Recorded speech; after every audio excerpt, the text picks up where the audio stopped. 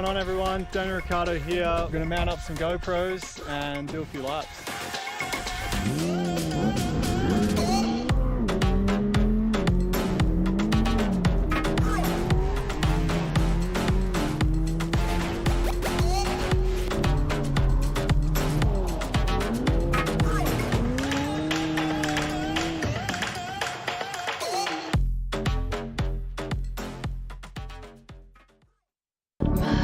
Just dropped, thinking about you. Just stops when I'm without you. My heart just dropped, thinking about you. Hey guys, Jeff Jones here. I'm Dylan Hughes. I'm Travis Reeder. I'm Ken Gucci. I'm Matfield. I drive Link. They are the most reliable EC around, and they always deliver. Their global tech support gives me the advice I need every time I need it. Their products are super easy to install and easy to set up for the performance that I want. They stand behind their products and support their customers. They're always innovating and delivering great new products and performance features. I drive Link.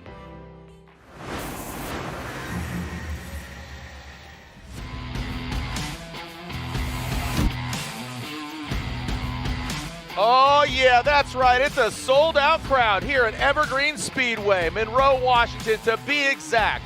Pacific Northwest, are you ready to see the show that is the Throwdown? Stomp your feet, Evergreen!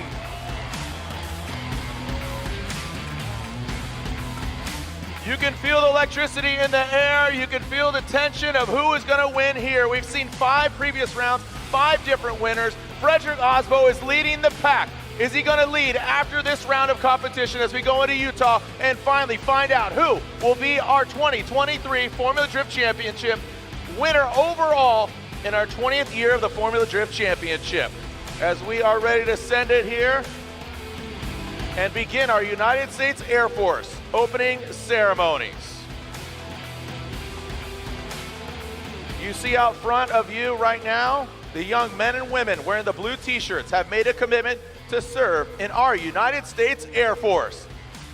To honor their commitment, could you please stand, catch some fresh air, while Major Francis Margues, Director of Operations at the 361st Recruiting Squadron, Joint Base Lewis McChord, administers the oath of enlistment.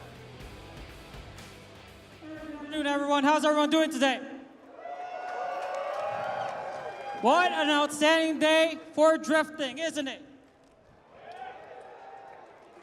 These men you see standing behind me have volunteered to serve in the greatest Air Force this world has ever seen.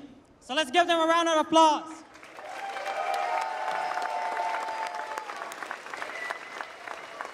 Before we begin, I would like to send out a thank you to the families and friends out in the stands supporting these young men here today. Because military service, family support is everything. Family support gets you through the hard times. So let's give them a round of applause for the family, please.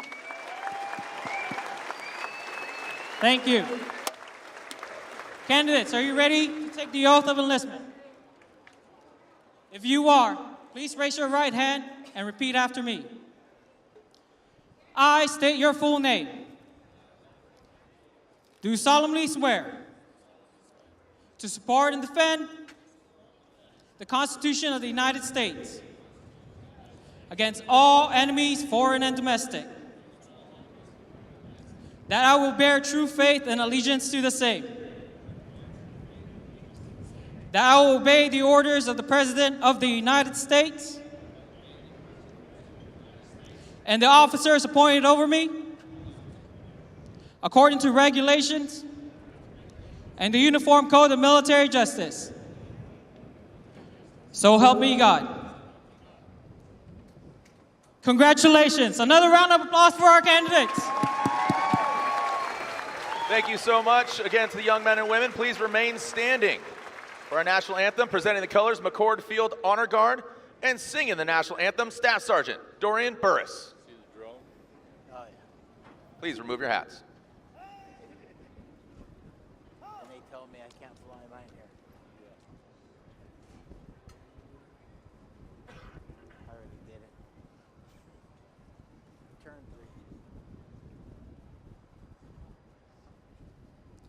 3. Oh, say, can you see by the dawn's early light what so proudly we held at the twilight's last gleaming, whose wrought stripes and bright stars through the perilous fight o'er the ramparts we watched were so gallantly streaming, and the Rockies red glare, the pumps bursting in air, gave proof through the night that our flag was still there.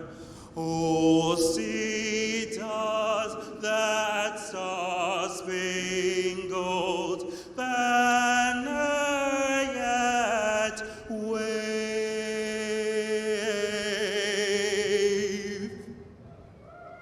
o'er the land of the free and the home of the brave?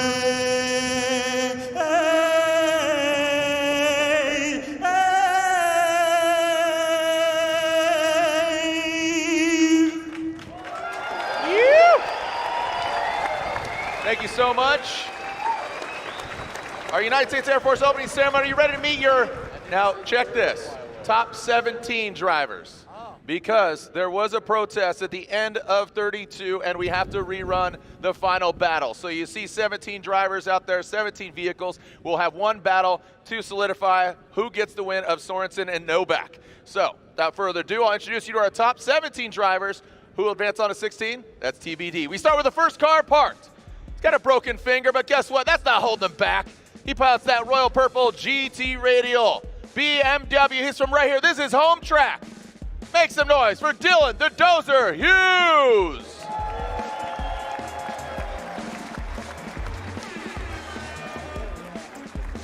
Next pilot, he's got the leopard pattern, he's got the 3 spokes, he's got the GT radials and the power stop brakes on the corner.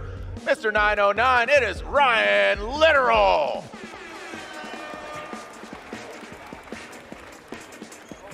Giving modern tell in that E36, the garagistic Vitour pedal commander BMW from Southern California, RCP, Rome Charpentier. Next up, 3-time Formula Drift champion, piloting that all-new NOS Energy Drink Nissan Z. He's on GT radial tires as well. It is Chris the Force Forsberg. Again, rerunning this driver. He's going against Brandon Sorensen to round out our top 16. He pilots that Noback Racing GT Radial Cherry Yang BMW. It's Nick Noback. Got a victory in St. Louis. He'd love to do it here in Seattle. That Up Garage ISR Performance GT Radial 86. It is Kazuya Taguchi. Our most recent winner in St. Louis. He's in the hunt for a championship. His teammate sitting in 5th. Owner and pilot of the Field Suspension GT Radial S chassis. It is Odi Bakchis.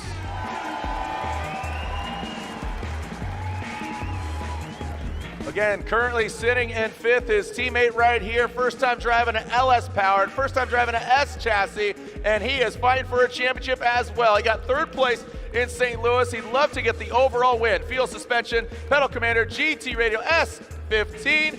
it is Simon Olsen.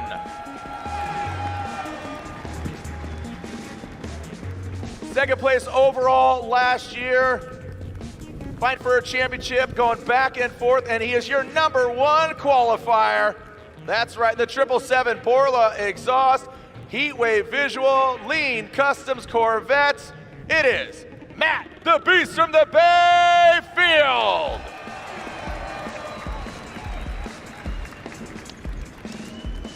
Again, this driver here fighting for the final spot in the 16, going against Nick Noback from Las Vegas, 19 years young, in the United States Air Force.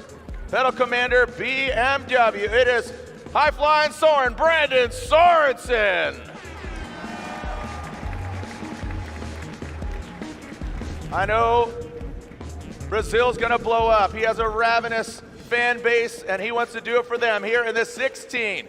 In the JDM Supreme, Diego Higa, 86. It is Diego Higa.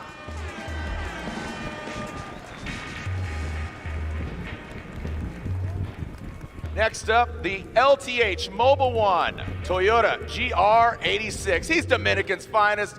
Make some noise for Jonathan Castro.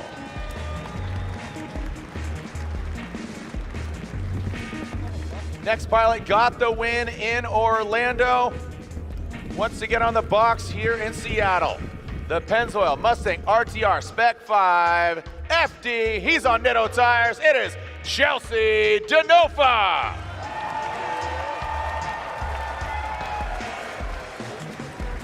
Got a little bit of Irish luck earlier today, almost knocked himself out, but here he is in top 16, the only RTR Mustang not to get a win.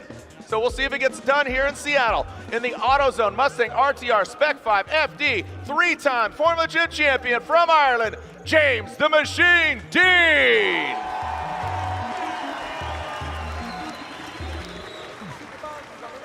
There's only three-time Formula Drift champions, and they're all here in the top 16. You are witnessing greatness here at Formula Drift. Piloting that Rockstar energy drink, Nitto tires, Toyota GR Supra. Currently your points leader. Can he hold on to it? It is Frederick, the Norwegian Hammer Aasbo.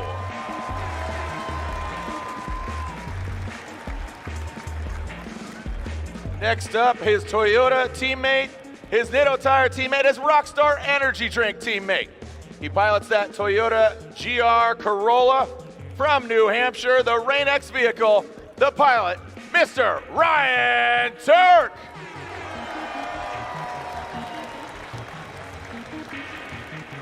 Last but definitely not least, another driver keeping this all international affair from Ireland. He's in the Hyper NFT.io Dodge Viper. It is Dean Carnage Kearney. There are your top 17 drivers. Who's advancing on? We're about to find out.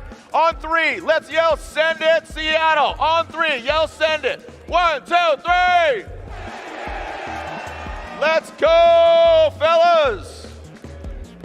You're about to see again, our first battle will be won to conclude the 32. As there was a protest, I'm joined up here in the booth by Ryan Sage. As soon as we begin competition, go ahead, get in your vehicles, let's set it, let's get to the grid and get this thing going. We'll find out who wins here. Before that, we'll have an interview with a special guest from the United States Air Force, supporter of what I think is the best country in the world, and supporter of Formula Drift. So I'll have some words with him as soon as we get the cars out of here. Again, keep the conversation going. Tell everybody, by the way, it's sold out. This is the largest Formula Drift Seattle event we've ever had, and you can be part of history here today. So thank you so much for those in the building or watching online.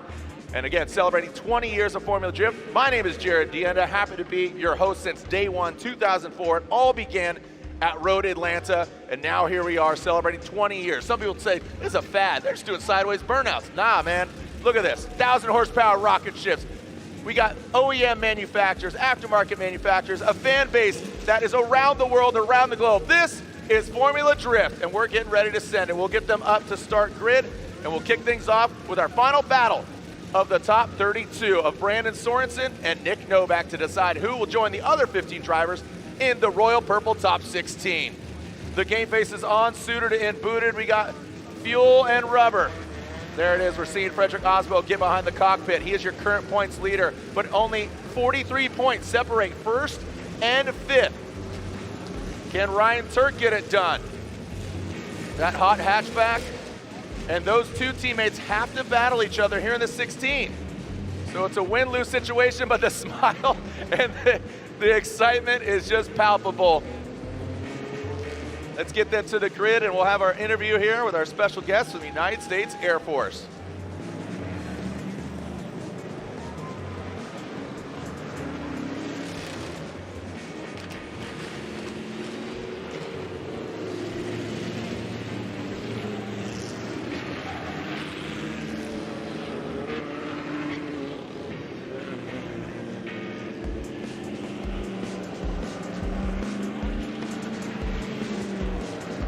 All right, joined up here in the booth by Staff Sergeant Walters, representing the United States Air Force. How's it going, man? Yeah, so are you a car guy? Not really, but No? now I am after being at the event here today. This is awesome. Yeah, you like it? Dude, you have great hair, by the way. Oh, thank you. I appreciate it. Amazing hair, dude. So as you know, we're getting ready here. Obviously, you got to be pulling for Brandon Sorensen, right? You're yeah, Air Force absolutely. pilot. Okay, well, he's got to fight here in the 32 to get to 16. But hey, how long have you been in the Air Force? 8 years now. 8 years, right on. And where are you from? I'm originally from Virginia. Okay, cool. Fairlawn, Virginia. And why did you join the Air Force? Just to be able to travel. So Fairlawn, Virginia, you know, it's a little small town. Okay. And yeah, my biggest dream was to be able to see Europe and the rest of the world. So I actually got that dream to come through thanks to the Air Force. Where'd you go? I've been all over the place. So England, I've been to Okinawa, Japan. I've been to Italy, Ibiza, Spain. Pretty much anywhere you can think of in Europe, I've probably been. And yeah, I thought it was Ibiza. I was Ibiza, yeah. No, I don't know. It's like Porsche. You know, it's different if you own one. Well, thank you for your service. What's your role now in the Air Force right now? So I'm a United States Air Force recruiter. Okay. Do you work with Space Force as well? The Space Force as well. Hey, there we go. Do. That's always cool. But yeah, you know, the activation at every round of Formula Drift. And you just wanted to travel the world. You're now in recruiting.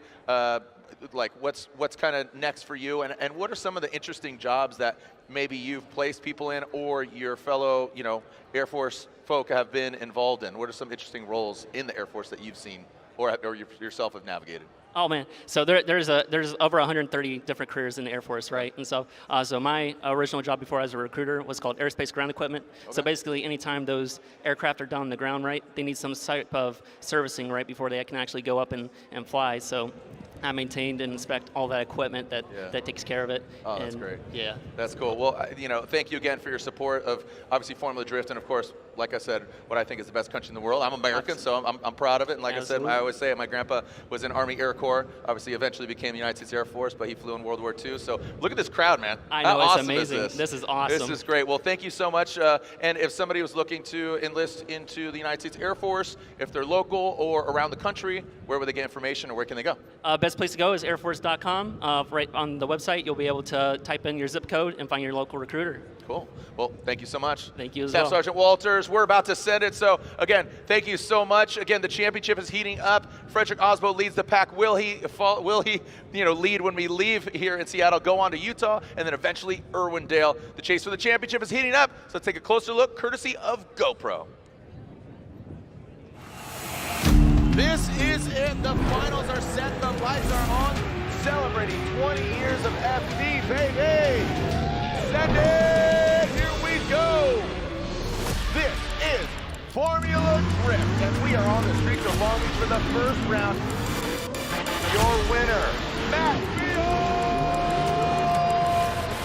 Welcome out to Road Atlanta. This is round 2 of the Formula Drift Pro Championship. Thanks to Longdon Jr., 2-time champion. The battles that we had at Orlando, I mean, they were intense. There was a lot of contact from the inside. Frederick Aasbo. Wow, are you kidding me? Look at that. That was awesome. This is Englishtown Raceway Park, also known as Round 4. Simon Olsen, Adam Elsey, neither have had a Formula Drift overall win, and one of them is going to make history. It is pro time here in St. Louis. The stage is set for round 5 of the Formula Drift Pro Championship. We saw Field, Kid, Denofa, we saw LZ. Who's gonna come out on top? Aasbo shook up the standings. Matt Field now leads the pack coming into this round. The finals are set. Bakchis against a new points leader, Aasbo. Come on, boys, send it! Bakchis initiates in that first outside zone. Aasbo cutting through that smoke line. Gets on the throttle. We have a new winner at round 5. Bakchis gets the win unanimously. Send it!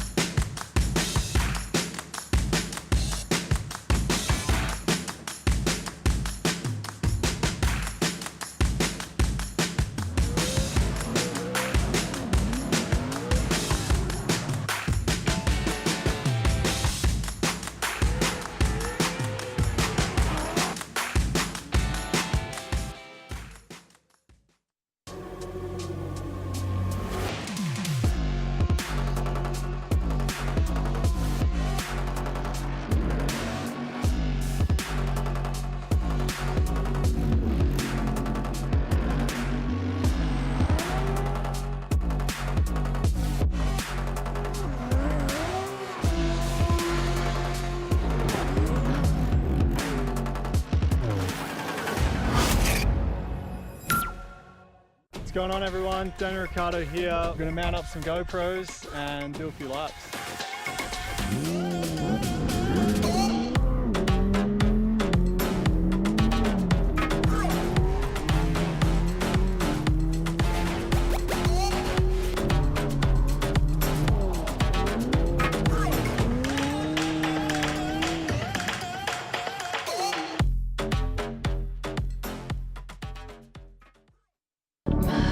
Just dropped, thinking about you. Just stops when I'm without you. My heart just dropped, thinking about you. Hey guys, Jeff Jones here. I'm Dylan Hughes. I'm Travis Reeder. I'm Kearney. I'm Matt Field. I drive Link. They are the most reliable EC around, and they always deliver. Their global tech support gives me the advice I need every time I need it. Their products are super easy to install and easy to set up for the performance that I want. They stand behind their products and support their customers. They're always innovating and delivering great new products and performance features. I drive Link.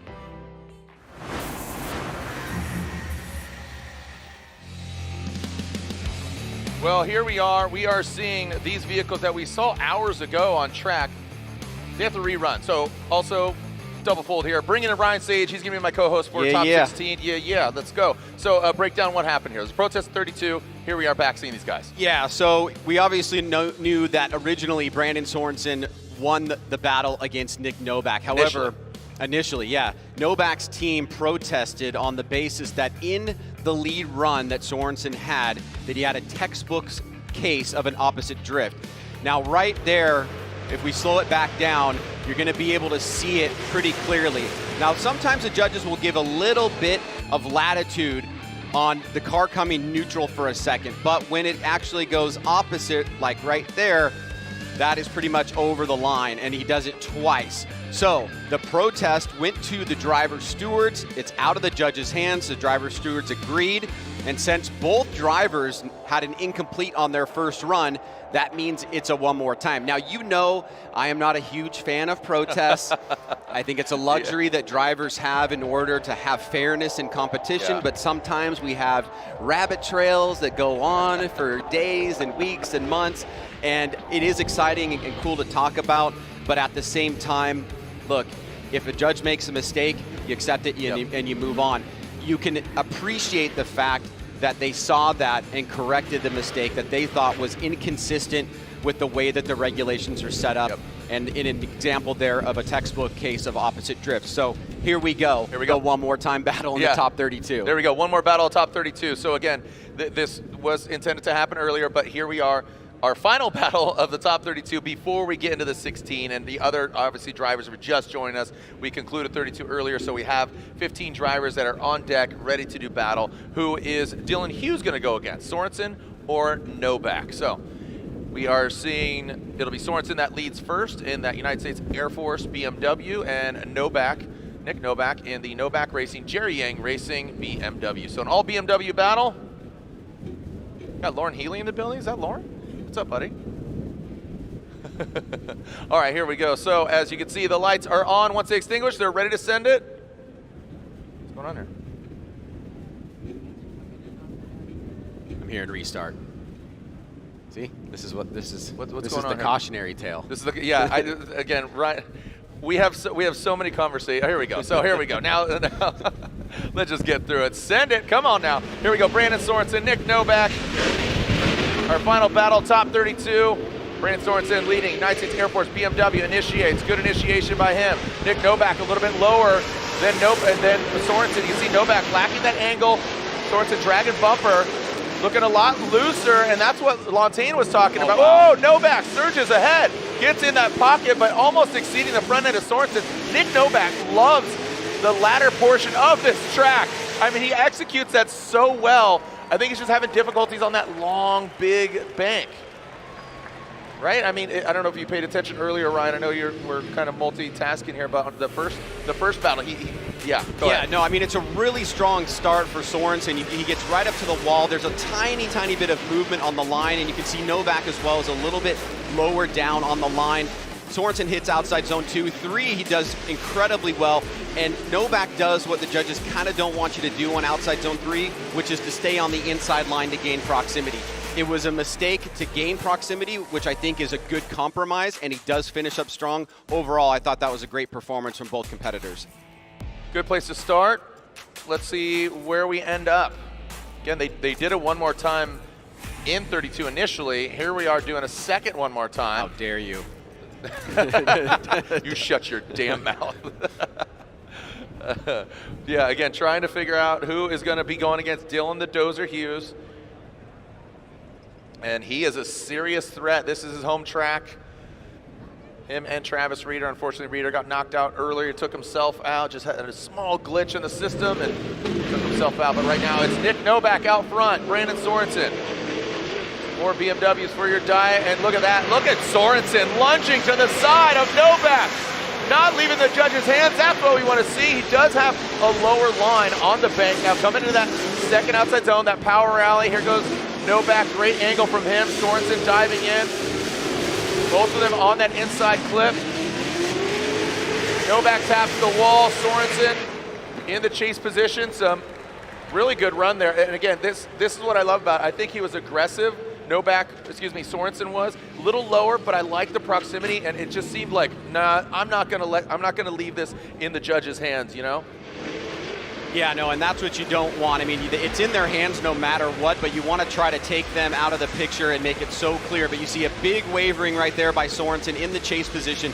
Gripped up a little bit too much, gets close and has to make that adjustment. Noback goes back around, hits that outside zone 3 with that right rear. Now coming into the inside clip. Great job there. Circling back around. Great transition. Super deep into outside zone. Here comes Sorensen as they cross the finish line.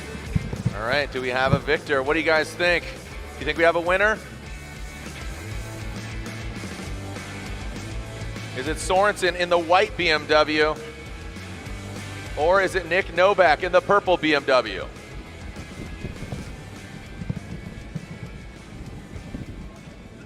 All right, see if we have a verdict from the judges. Again, this is our final battle of the Rockstar Energy Drink Top 32. We have our Royal Purple Top 16.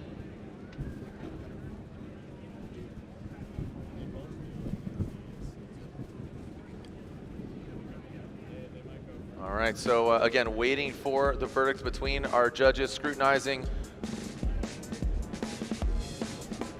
Judges still analyzing.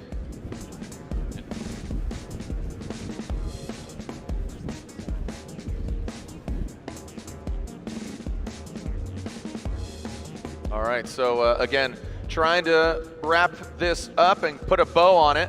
We're taking a look. There is that big bank. And it looks like slide him left for Sorensen or right for Nick Noback. Nick Noback gets 1 and 2 and 3 votes for Nick Noback. Noback gets the victory and advances on, and he'll be going against Dylan Hughes. So we're live streaming, but we're also going to be live on MAV TV here at the top of the hour. So we're going to intro the show. And again, there it is. We're going to see a great battle between both those cars. Frederick Aasbo, Ryan Tuerck. Don't go anywhere. Again, we're going to be live on MAV TV and live around the world. All right, so again, the Royal Purple Top 16 is here. We have a sold-out crowd at Evergreen Speedway, celebrating 20 years of Formula Drift. There are 2 Rockstar pilots, Toyota and Nitto. Here we go, live around the world.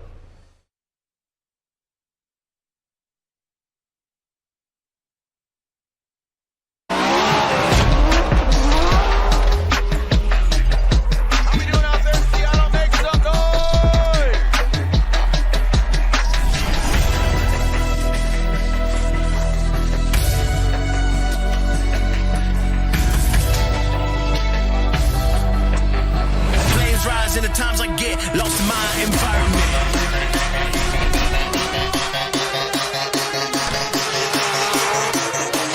I'm cooking too, so they must be pushing hard. R.I.P. I'm about to go. God have mercy on my soul.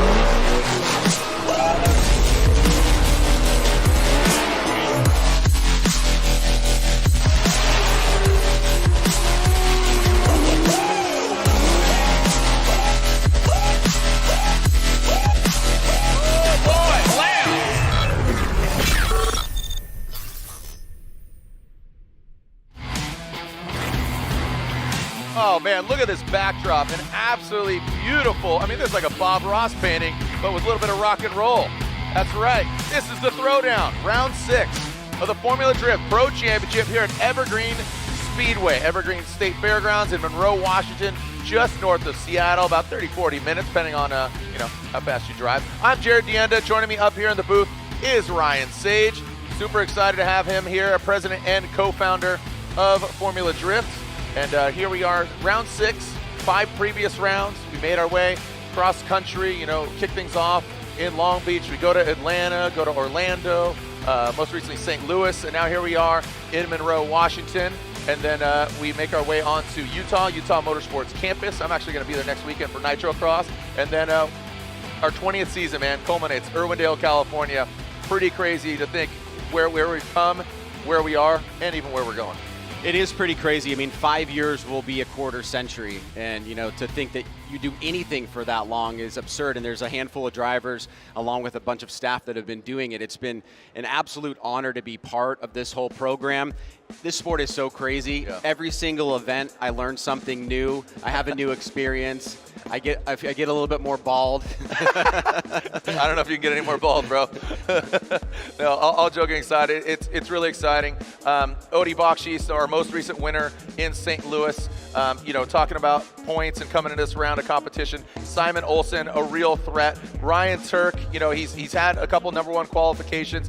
Chelsea Denofa got the win in Orlando earlier this year. The championship, it's really still up for grabs. 5 previous rounds, 5 different winners. We had that scenario last year outside of 2 rounds being won by Frederick Aasbo, and here he is leading the championship again. We have the only 3-time champions. They are in the building. All 3 of them are here. James Dean, Frederick Aasbo, Chris Forsberg. It's pretty crazy. I mean, the thing that happened last year that was crazy was 7 winners, 8 events, and we're on that same trajectory there. 5 winners so far throughout the year. We're in round 6, and you never know what's going to happen. We've already seen, as you mentioned, Von Gittin Jr. going out. He's won this event twice during the COVID year. We expected it to come out strong with the performance that he had at Road Atlanta. Wasn't able to seal the deal, but as we go and revisit some of these previous rounds, which seemed like eons ago, yeah.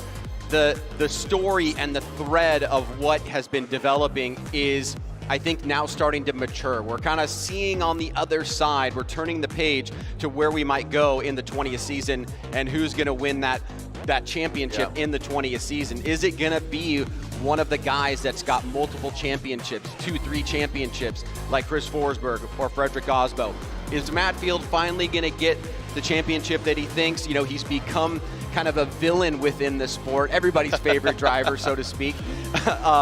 But he loves to play that role. He got the #1 qualification yesterday, and then we get the three-peat by RTR. Just absolutely insane between Adam LZ and Chelsea Denofa to cap it off, with Vaughn Gittin Jr. getting that first one is just a tremendous achievement overall. Yeah, just the variety of international, drivers, the variety of vehicle builds. Odie Bakchis, he's, always a bridesmaid, never bride, but I was asked earlier, is it RTR versus Papadakis? No, it's everybody. I mean, look at the field team, and his Pro Spec driver is leading the Pro Spec championship, going for it, Ben Hobson. Yeah. So he's part of the conversation of those two gentlemen. That trio is, I mean, they're stacked. But again, Frederick Aasbo, I love it. This season, it absolutely fulfilled my expectations coming into our 20th season, and it's really awesome. So there we have it. That does not reflect the qualifying points. Matt Field got 3, Odie got 2 because they qualified first and second, and it might sound like, 3 points, 2 points. Every round has 103 points totally available from qualifying to winning the event. And I mean, if the championship ended next round, anybody down to James Dean could potentially win. Yep. So, look at the names there again. Adam LZ, we won't see him for the rest of the season, as Vaughn Gittin Jr. has assumed the seat of that vehicle for the remaining rounds here, Utah and Irwindale. Here is the Royal Purple Top 16. We're taking a look. Matt Field and Rome Charpentier, talking to Matt Field during the break. He hasn't run today. He's had practice, but he hasn't had a head-to-head battle. Is that going to favor him, or is it going to hurt him? Kind of being on ice, kind of being chill. You kind of want to stay warm, right? Like a boxer. You want to hoss a little bit. Yeah, right? So I know Matt Field, he's got a lot of fans. There's one right now. He's rocking his shirt. Yeah, that's you. That's you, bro. Yeah, hey. I assume you're Matt. Hey, go Matt. Go Matt, there you go. And but it's just really, really cool. Sold out crowd. This is the largest Formula Drift Seattle we've ever had. Stomp your feet, Seattle. We're live around the world. Make some noise for him, if you will. Ooh, that's a good one. Yeah, like I said, it's like a massage. That's like a 5.0. Yeah, it's a little Richter, you know? Yeah, that's nice because, I mean, the Seahawks have the 12th man. This is the 13th man up here. Yeah. So as far as drifting goes, lead car, chase car, they alternate position, line angle style. Ryan, here are K&N keys to victory. Walk us through it. The two most important things on this track coming out of the drivers' meeting is doing well on the big bank and also hitting that second outside zone and the transition to outside zone 3 before they get into outside zone 3. We've seen that be a challenge for drivers. If you're able to do that and then make it through the rest of the course smooth and consistently, you're gonna have a good chance here tonight. And of course, we love the position of the car in the pocket, mimic those transitions, and of course, proximity. Yeah, keep it close, and also, like I said, don't exceed the nose of the lead car if you're in the chase position. You ready to rock? That guy's ready to shred. Ew! There you go, throwing up the horns. Don't mess with that guy. Hey, easy. That guy does not skip chest day. Not at all. No way. All right, here we go. Our first battle of the Royal Purple Top 16. Matt Field and RCP. Matt Field and Rome Charpentier. Our #1 qualifier. Matt Field. Let's see how he goes. I know he's got some family here in the building cheering him on.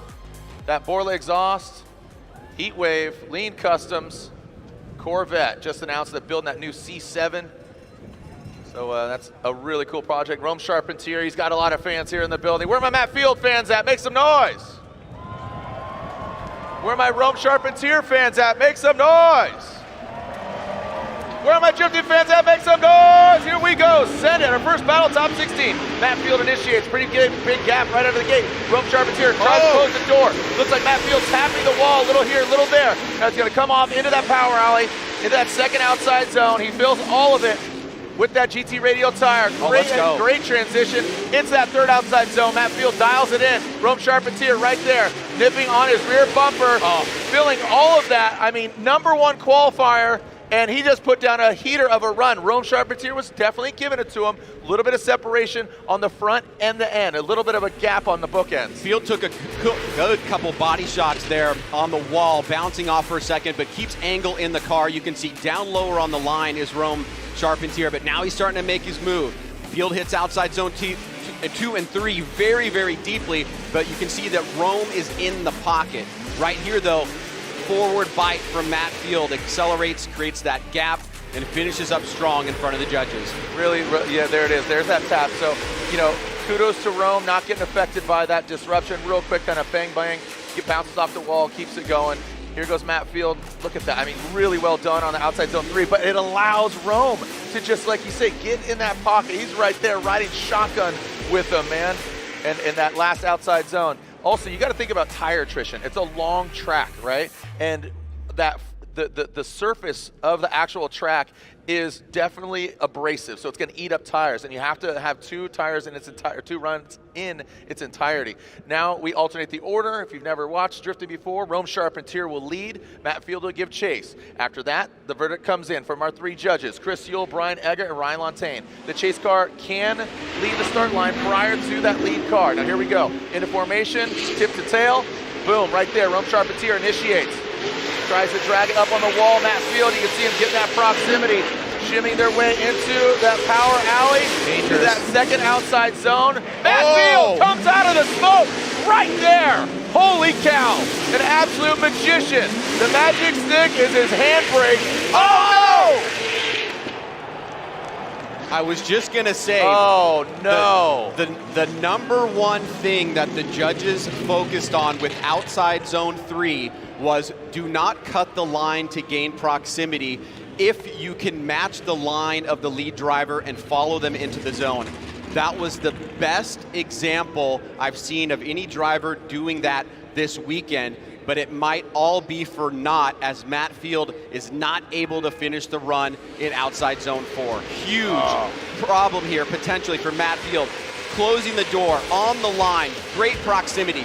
And watch the setup right here. Watch, he's gonna tuck in here, be right on that outside line, and boom. Unreal. Follows him into outside zone 3. I mean, right now, this is knife on throat, ready to take you out, and then he taps the wall in the smoke and spins out right behind Rome Charpentier. That was probably one of the illest transitions from 2 to 3 ever.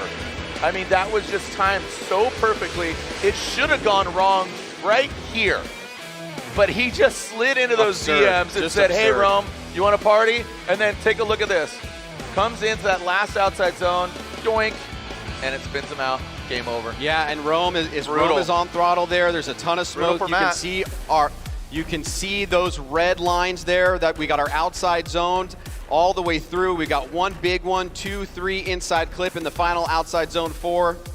That is where the drivers need to fill those zones to the deepest part, and then on the front inside clip, rub that bumper right through. I mean, you're taking a look here. The repercussions of Matt Field going out early in the 16 is absolutely, it's devastating. It really is for Matt. I don't see why. At the current moment, I'm not seeing any other it's going to Rome. It's got to go to Rome, and it's very unfortunate for Matt. But Rome Charpentier gets the win, and RCP advances on. A great effort there by Matt Field, but just pushes too hard. But I'll tell you what, one hell of a second to third outside zone transition. That was probably the best ever. That was so razor's edge that I think maybe once he, I don't want to get into his head, but once he completed that, he just kind of stayed on that level. And he could have taken just 5% off and not hit the wall, and it would have been a big win for him. Wow. This is crazy. Yeah, I'm speechless. Like, straight up. Like, it was so good. I'm gutted for Matt, but that's the way the cookie crumbles. Chris Forsberg, Chelsea Denofa, 2 legends of the sport. Chris Forsberg, notably 3-time Formula Drift champion. Chelsea Denofa, winner in Orlando, multiple wins. St. Louis, he's won at multiple locations. Very talented driver, is definitely just a polarizing figure. He's outspoken, and he's got a great fan base. He's Great dude. Here we go. So Forsberg, Chelsea Denofa, who's going to come out on for Forsberg, right for Denofa. Denofa gets one vote, a one more time, and a one more time. OMT for the boys. A one more time. All right, well, there's the one more time for these two veterans. Don't go anywhere. When we return. Be energized so I can go out and send it. Hustle on.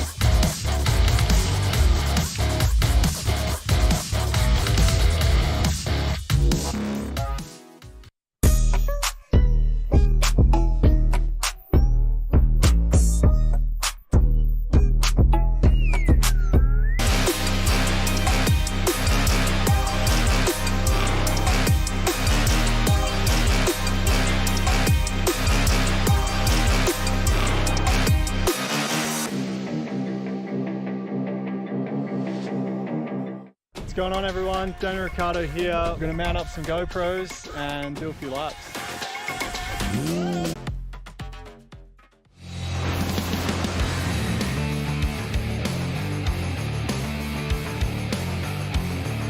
All right, well, as we can see, overlooking that start line, the start grid, cars, we have the burn-up box. They'll scrub their tires.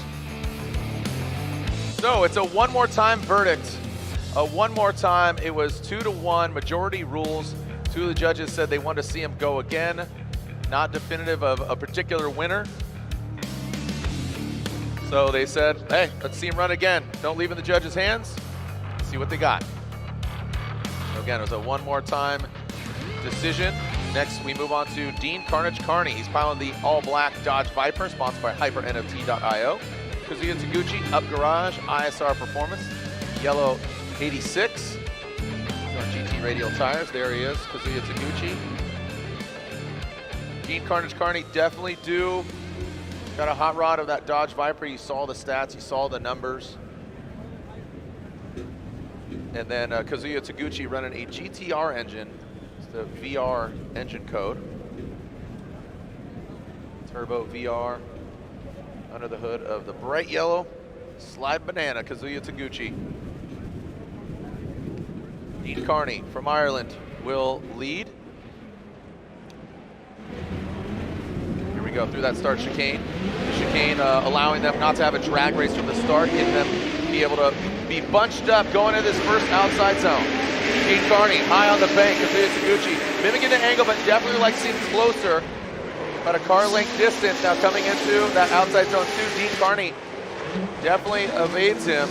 That second outside zone, fills the third outside zone, hits that front clip, and finally that last outside zone.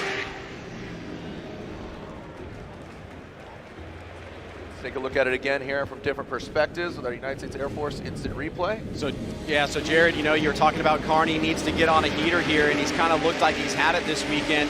Taguchi also as well, trying to recapture what he had at St. Louis last year. Great start by both guys, mimicking of line, but you can see both drivers missed that inside clip, or excuse me, that first outside zone. But as Dean, as a lead driver, he's responsible for the line. Taguchi just trying to follow him wherever he goes, mimic the line and angle. Let's take a look at again here from up above. You can see Dean is a little bit higher. Taguchi's very stable, trying to start pulling him in now, but then Dean completely misses outside zone 2 and 3. And Taguchi really should not be faulted for missing it because he's supposed to be following him like a moving clipping point. So that'll be a deficit for Dean Kearney in the comparable leads, as now we get to see what Taguchi does. Yep, alternating the order, Kazuya Taguchi will now lead. Dean Kearney giving chase. Kazuya in the bright yellow 86, Kearney in the black Dodge Viper. And that chase car can leave the start line. They can stagger to make sure you know they're paired up. We want to see them close to proximity, and there you go. Kazuya Taguchi initiating. Looked like Dean Kearney. That allowed him to gain some ground there on that first outside zone. Big, long, sweeping right-hand turn, filling all that second outside zone. Goes Kazuya. You see Dean diving in, going from 2 to 3. Looks like Dean struggling in the smoke, and Kazuya brings it across the finish line.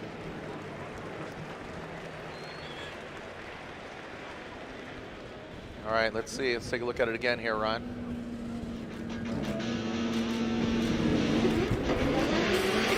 Here it is, Taguchi, his opportunity out front in the lead. As we see Dean a little bit closer in proximity, maybe a slightly lower in line. Try not to dip down in front of those front wheels. Surge into that second outside zone, or first, yes, outside zone 2 and 3. Does a much better job than Dean, and Dean does cut the line to gain proximity there. So a noticeable difference there in the approach in the chase position from Dean to Taguchi. Here it is again, eye in the sky. Second outside zone is nailed by both drivers, but right there, Dean leaves a little bit on the table there for Taguchi. So remember, Taguchi followed Dean's line through that section of the course, and Dean missed 2 and 3. And so now the judges take both of those runs into account, and do we have ourselves a winner? Let's see what we got. Kearney, Taguchi, slide him left for Kearney, right for Taguchi. Kazuya Taguchi gets the win. It is unanimous. Dean Kearney knocked out. Taguchi gets the win.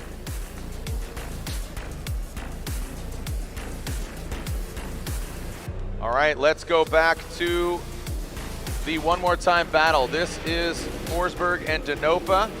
This is previously. Yeah, so for those of you that missed this, this is how we got to the one more time. Denofa and Forsberg having a kind of tit-for-tat battle going back and forth. We saw the contact on outside zone 1. Both drivers have had a lot of experience driving against each other. The judges, were they unanimous? It was not. I was just going to say, okay. It wasn't unanimous. It was 2-1. So 2 of them, I believe it was Lantain that said, that sided with Denofa. Okay. And, yep. Split decision. Yep. So there are the Toyota boys, the Rockstar cats, Frederick Aasbo, Ryan Tuerck. So they're going to have to wait one more battle, and we will be seeing them next. So on the line, Chris Forsberg, Chelsea Denofa. Forsberg qualifying 8th. Chelsea Denofa qualifying 9th. So fairly equally matched. We just saw that battle.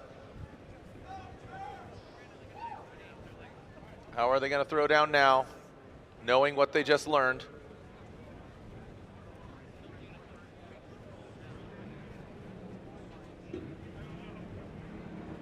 Hush falls over the crowd here. Through that start chicane goes Chris Forsberg, leading in that all-new Nissan Z. I'm scared. Initiate into that first outside zone. Big angle there. Look at Chelsea Denofa just getting bathed in smoke. Great angle from Chris Forsberg into that power alley, into that second outside zone. Denofa going actually a little bit deeper. Good transition. He gets to the side of Forsberg, banging on his door. And now coming to that final outside zone. That was a really smart approach by Chelsea Denofa in the chase position. He didn't, I don't think they made contact. That GoPro was still sitting right there on his door. Definitely got one heck of a shot. Well, this was cleaner this time around, right? Denofa kind of gives himself an opportunity to not get himself in a compromising position, but then he falls down a little bit. So we've seen Denofa attack that bank much better, but now he's right back on it, mimicking, getting right to the door of Forsberg on that second and third outside zone. Good transition back around. Forsberg just on the inside and then moving deeper there to fill the zone. So another really close battle. Both drivers had a couple mistakes that the judges can point out. You see that one the most noticeable from Denofa on the big bank. I think the big bank and this part of the course to here is the hardest to be able to capture appropriately. And it's different whether or not you're in the lead or the chase. And so now these guys are going to switch it up. Denofa will take the lead. Yeah, some really precision driving there by Denofa. A lot of Shabaka on the second portion of that, just barely allowing him to pass by, drops back into formation, gets in that pocket. Denofa now pulling up in that Pennzoil Mustang RTR Spec 5 FD.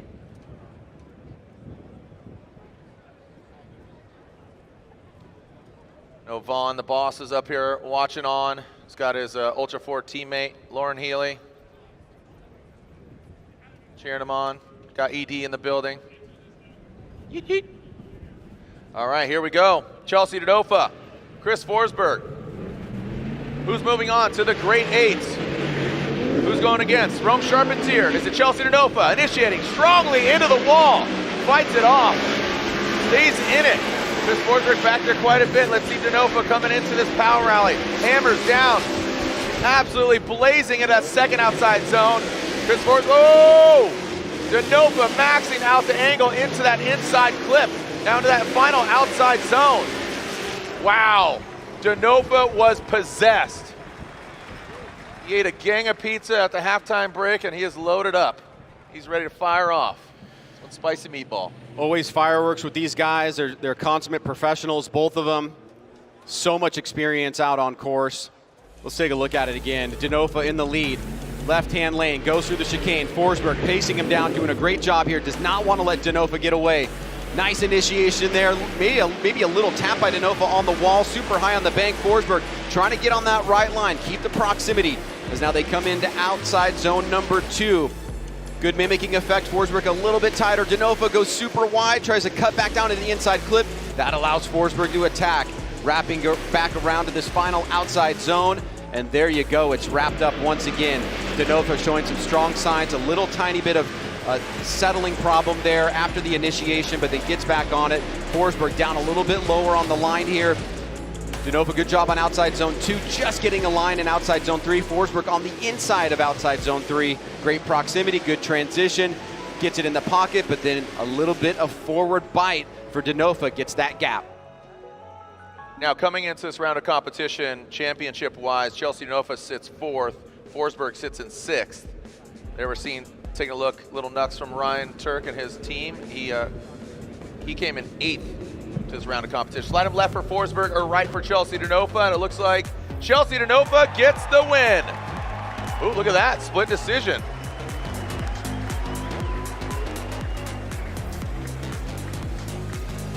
Which one of you guys said Forsberg? Oh, so you did mean Chelsea. So it was unanimous. So it was unanimous. It was unanimous? Okay, so it was unanimous. Chelsea Denofa gets the win. He'll be going, again, taking a look at this championship. Frederick Aasbo leads the pack. 303 points, 1st to 5th. So Chelsea advances on. Matt Field's out. Keep that in mind. Like, Field, he got knocked out in the 16 with Rome Charpentier. And that was a huge blow. If you missed it, roll the tape. Take a look. It was insane. Outside zone 2 to 3 was absolutely master class, but unfortunately Field got into the final outside zone 4, spun himself out, and took himself out of competition. So that shakes things up quite a bit as far as that top 5.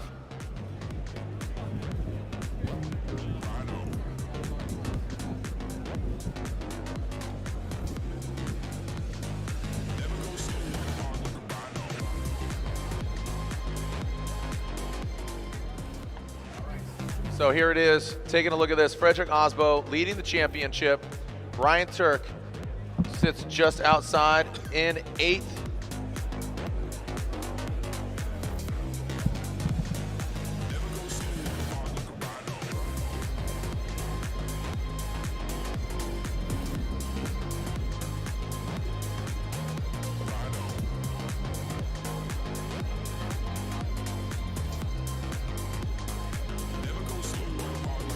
All right, so there are our next 2 pilots, Frederick Aasbo, Ryan Tuerck. Frederick Aasbo, 3-time and defending back-to-back champion, and, you know, leads the championship. Chelsea Denofa, interestingly enough, look at that, gets towed off, gets the victory, but needs a little assistance being towed off. Now, Ryan Tuerck, you know, we've seen some greatness from him. He's qualified really well, but then ends up just doing something really, really silly and just hits a wall or does something, you know, uncharacteristic. But big battle here. Both Rockstar pilots, both Toyota, both Ditto Tire, but both want to get a championship. Will it be a 4th for Frederick Aasbo? Will it be a 1st for Ryan Tuerck? It would be history either way, right? Big facts. Almost any championship by anybody this year will be history, because you've got Dean has 3, Aasbo's got 3. If Tuerck were in contention towards the end of the season, that would be his first. Same for Matt Field, Von Gittin Jr., not in contention, but he's got 3. Just an incredible consortium of a lot of historical moments going on here in the 20th season. Here we go, sending these boys. Frederick Aasbo, Ryan Tuerck, lick the stamp and send it. Who's gonna get the win?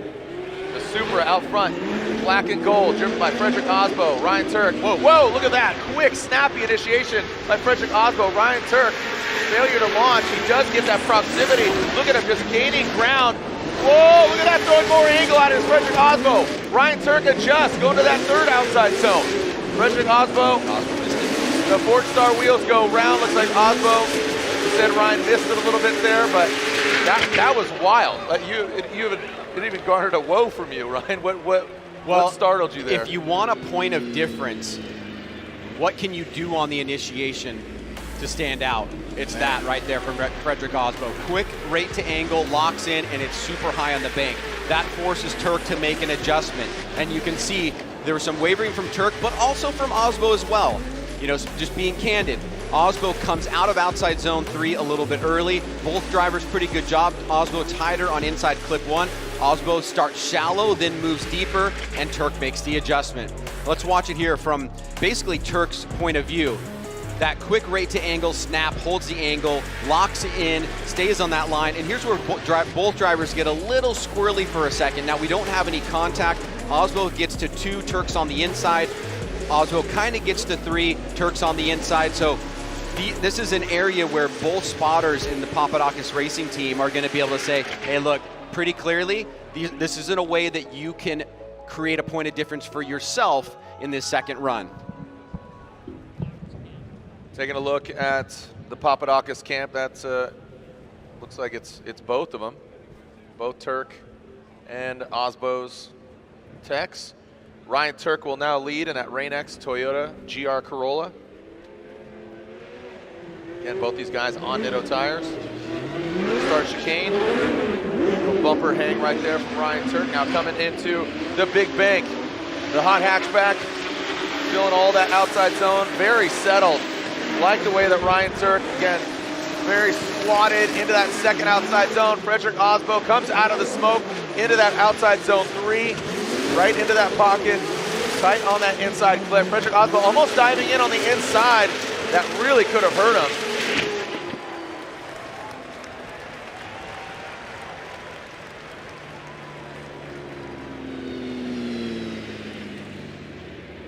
There is so much on the line here as far as, you know, Matt Field going out, who sits in second. If Freddie goes out here, that would be major repercussions. He leads the championship. Matt Field's hoping for that, to be quite honest. We'll still give him a shot. You can see Ryan Tuerck coming back, not as dynamic, but very, very close to what Aasbo did. I think the line is more stable from Tuerck out front. Aasbo coming through. He's on the inside of outside zone 3, but Tuerck fills it. There's a point of difference for Ryan Tuerck. Both drivers hitting the inside clip. Aasbo on the inside, Tuerck a little bit deeper in the front. So again, back and forth by both drivers. You're doing the calculus, the algorithm, this and that minus this plus that. Carry the 1. Okay, I got it. The winner is Jared Dienda. Yeah, we win every time. We win every time. I'm on the podium every time. Just don't get to keep the trophy. So there we are, just looking at that once again.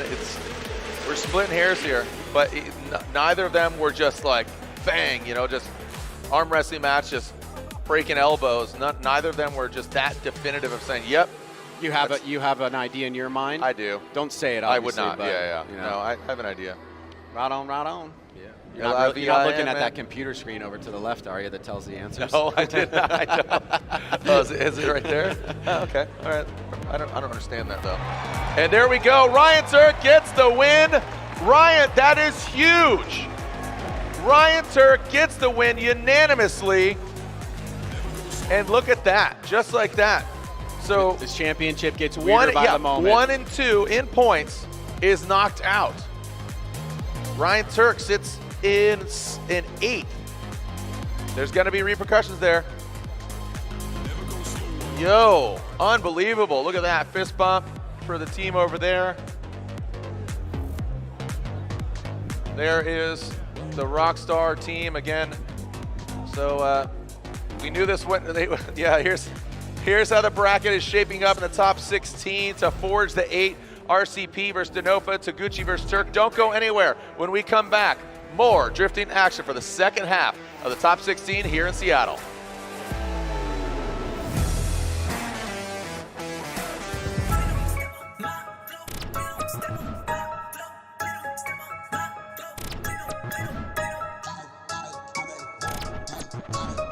This is Tuerck Motorsport. Driving too fast, I don't wanna wait. We driving the days, we stepping in late. Nothing but blind and real the tape. Let's be alive, but we gonna skate. Let's be alive, but we gonna Holy skate. You wanted to ride, you wanted to ride.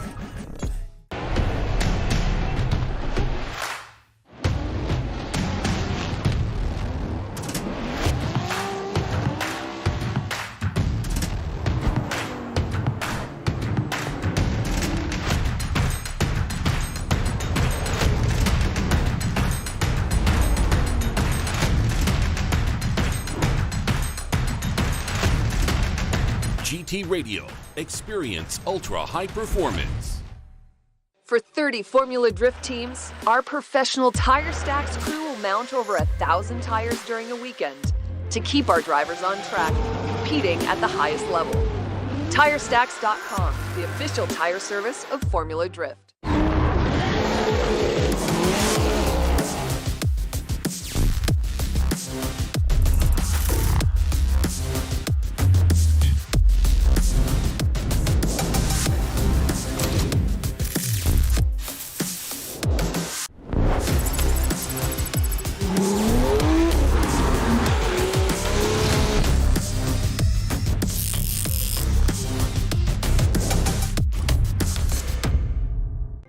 You can count on having a team that has your back, an environment that supports you, and plenty of friends. You're gonna make a lot of friends here. And if you like to work hard and really just get what you put in, then Discount Tire is a perfect place for you. You should come join our team.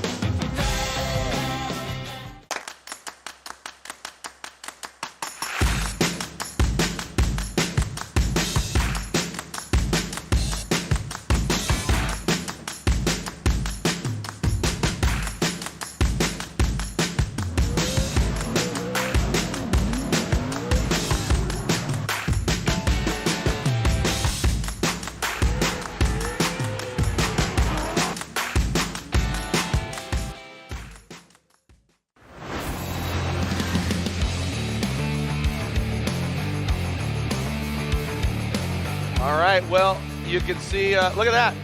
There it is, fist bump.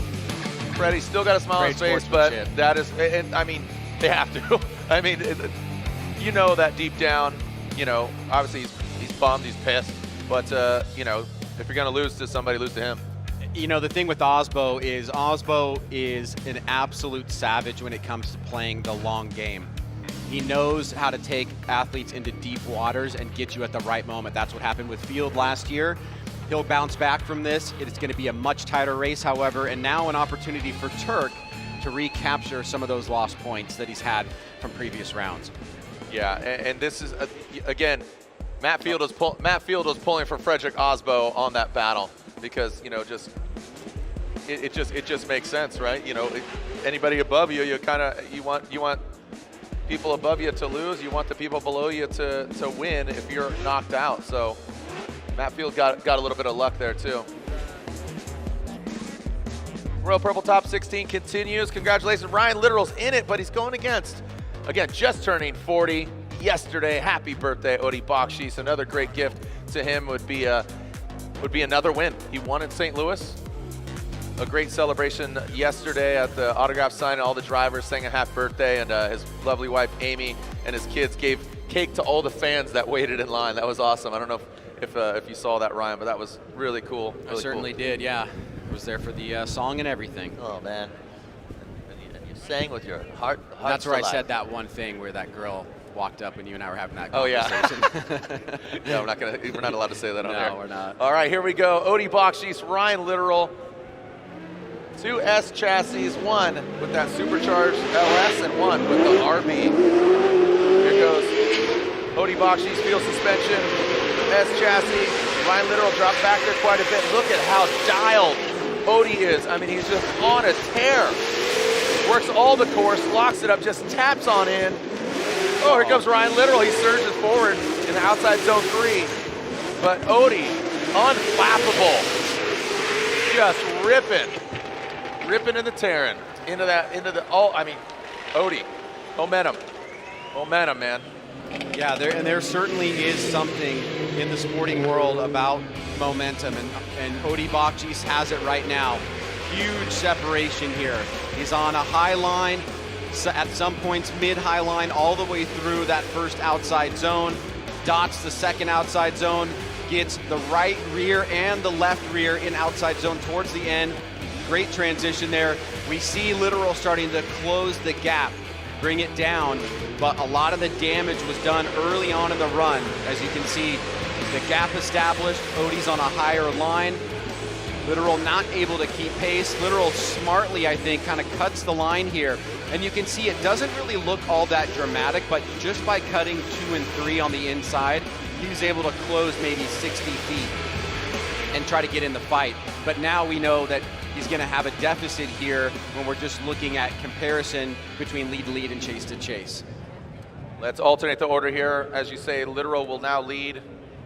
Odie Bakchis will give chase. Ryan Literal in the red and white S15. Odie Bakchis with that signature orange on the roof. Keep in mind, Odie Bakchis sitting 3rd in points with 1 and 2 going out. Here goes Ryan Literal. Is that too much room for Odie Bakchis? No, man, just say that. Come on, knock on my door. Look at that.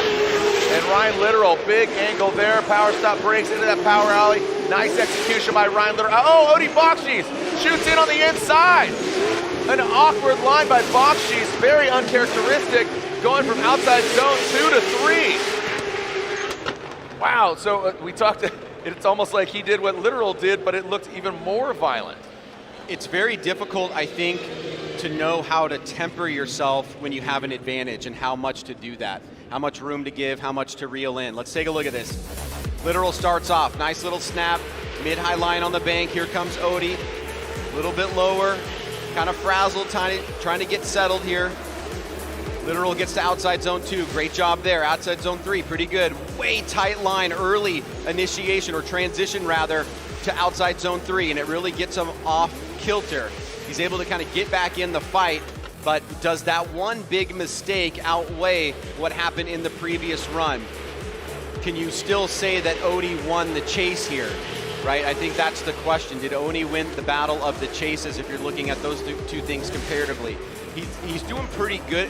He may have got lost in the smoke there, Jared, just real quick, and lost the timing for the transition to outside zone 3. So it's kind of like one big mistake for Odie and a couple minor mistakes, or more than a few minor mistakes for Ryan Literal in the aggregate, and what does that do to the overall battle? All right, do we have a verdict? What's going on here? That was a big mistake. And dude, how crazy would that be? You know, Aasbo's out, Field's out, Odie sits in 3rd. Wow. And could he go out? Like that, I mean, that would just, again, rock the whole system of what's going on here as far as the championship and the championship runs for these drivers. Denofa sits in 4th, and he's still in. All right, here we go. So we got Odie, Ryan Literal. There you go. Odie Bakchis gets the win. Odie Bakchis gets the win. Let's throw it down to Lorette Nickel down in the pits. We just saw the battle of the Titans, the teammates right here. Ryan Tuerck, congratulations. Frederick Aasbo came right over. What did he say to you? Just great runs, man. Yeah, it's always a dogfight with the both of us, and I guess I like to say we watch each other pretty closely, so we kind of know how we're driving. So I think it's you can read our technique on the track pretty well. So it just all blends to just having a phenomenal battle on track. And you know, I had a little mistake on my chase right in the first turn, but was able to clean it up and really apply a lot of pressure the rest of the way through. And then I think I believe we had a tiny bit of distance on Freddie, but I'm just glad to move on. It's always tough with us two in the same trailer and everything, but we really need some points so we can jump ourselves up in the top 5 of the championship. So pumped. Ryan, thank you very much. Guys, back to you. Couple New Hampshire kids down there talking. Lorette Nickel, our member of our broadcast team, getting all the heat down in the pits. So as we are now looking at James Dean and Diego Higa. Another guy that can climb up. Sheesh. Here we go. James Dean will lead in that Ford Mustang. Oh. No, we got to restart. Don't know if did he hit a cone? For clarification, Ryan, he hit a cone. All right. And clarification on the Odie literal battle, if you can elaborate on that, Ryan. Yeah, I mean, it was basically, I conferred with the judges, pretty much what we said. You know, there was one big mistake from Odie, but there was a whole bunch of mistakes. That accumulated to that be accumulated, larger. yeah. And he missed a ton of zones. In both runs, and so that's the reason that they all collectively went with Odie Bakchis. Odie advances on, again, sitting third in points. He could jump up there considerably. He's going to go against either Diego Higa from Brazil in that JDM Supreme. Dean has not had his moment yet this year. He has not. He's had some bad luck. So, but he'd love to go against. And James Dean had some bad luck, but he got a little bit of good luck earlier. Here we go, James Dean, the AutoZone Mustang RTR. Flying. Yo, he is ripping. Diego Higa right there, though. He's hanging tough. Into that second outside zone, that power alley. Coming to that third zone is James Dean and Diego Higa. He's right there. In that final outside zone, Diego Higa, saves it from going into the wall. That's going to be a major advantage. That's going to be an incomplete, unfortunately. You talk about his moment. That's not how you're going to get it done, unfortunately. Let's take a look at it again. Diego, he was in the mix. He's part of the conversation, but unfortunately, that last outside zone got him. Well, we know Dean, arguably the best drifter of all time. Many people would say that. I lean that way myself, depending on, you know, what time of the day it is. But here he is in a brand new chassis, trying to find his moment here in this 20th season. Higa gets lost in the smoke. Higa gets lost in the smoke, rather, hits the wall and incompletes in the chase run. So Dean right here has got a huge opportunity to advance very far in competition by making a very smart and calculated decision here on the second half of this battle as he goes to the chase position. When you have a chase driver incomplete, when you're leading, I feel you're able to monitor what you need to do a lot better. Yeah, absolutely. So now, a little bit of confidence here in James Dean's corner. And this gentleman's been driving so many vehicles, from his BMW over in Europe, the FDRX7 at LZ World Tour. I mean, he's been driving so many different vehicles. So here he is in the Ford Mustang, but Diego Higa initiates very strongly. Look at that. Again, getting that clean air. A little shimmy by both of them, actually. Diego Higa, he is on a tear. Into that power alley, big angle from him. Into that third outside zone. Both of them on it. Now James, as long as he just finishes the course, he's gonna get the victory. Yeah. Even with the great effort by Diego Higa, but just that big mistake. Yeah, so many new fans watching this year. It's basically a question of the logic of this, right? We have Diego Higa, who has an incomplete, which is analogous to a 0. So in order to force a one more time where you would compare the lead to leads and show that they were equal, you would need Dean to incomplete as well. I don't see an incomplete, do you? No, not at all. So that's gonna, decisively gonna go to James Dean.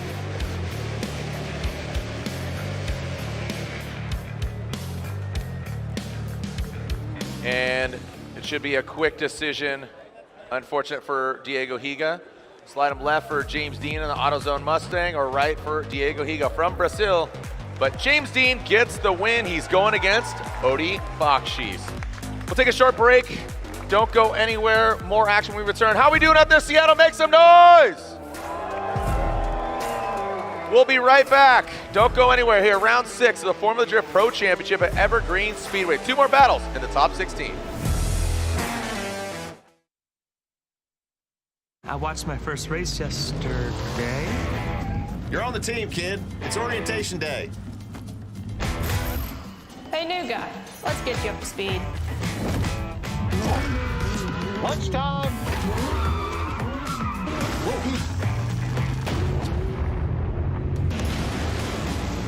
Your workspace is ready. Looks like you got a corner office. be part of something greater.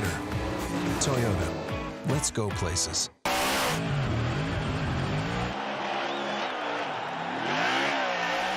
Welcome to the streets of Long Beach. Look at that. It is a beautiful day here in Southern California.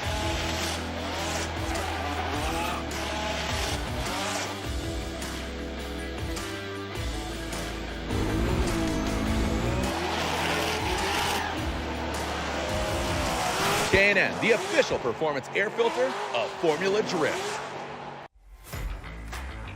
NGK makes ignition coils. Why? Because we prefer a running partner that can keep pace. We know ignition, and since our spark plugs don't run alone, we put some of our energy and expertise into making better coils. NGK ignition coils are engineered to OE durability and performance. And because we race to win, we improve the design, testing, and validation of our coils for better performance. NGK spark plugs and coils, better together.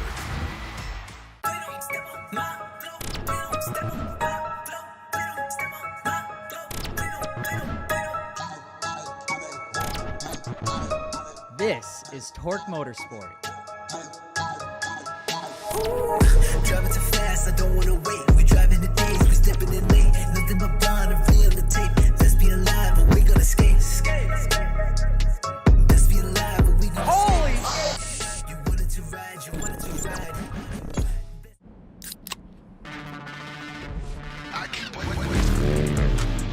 Rockstar Energy gets me energized so I can go out and send it.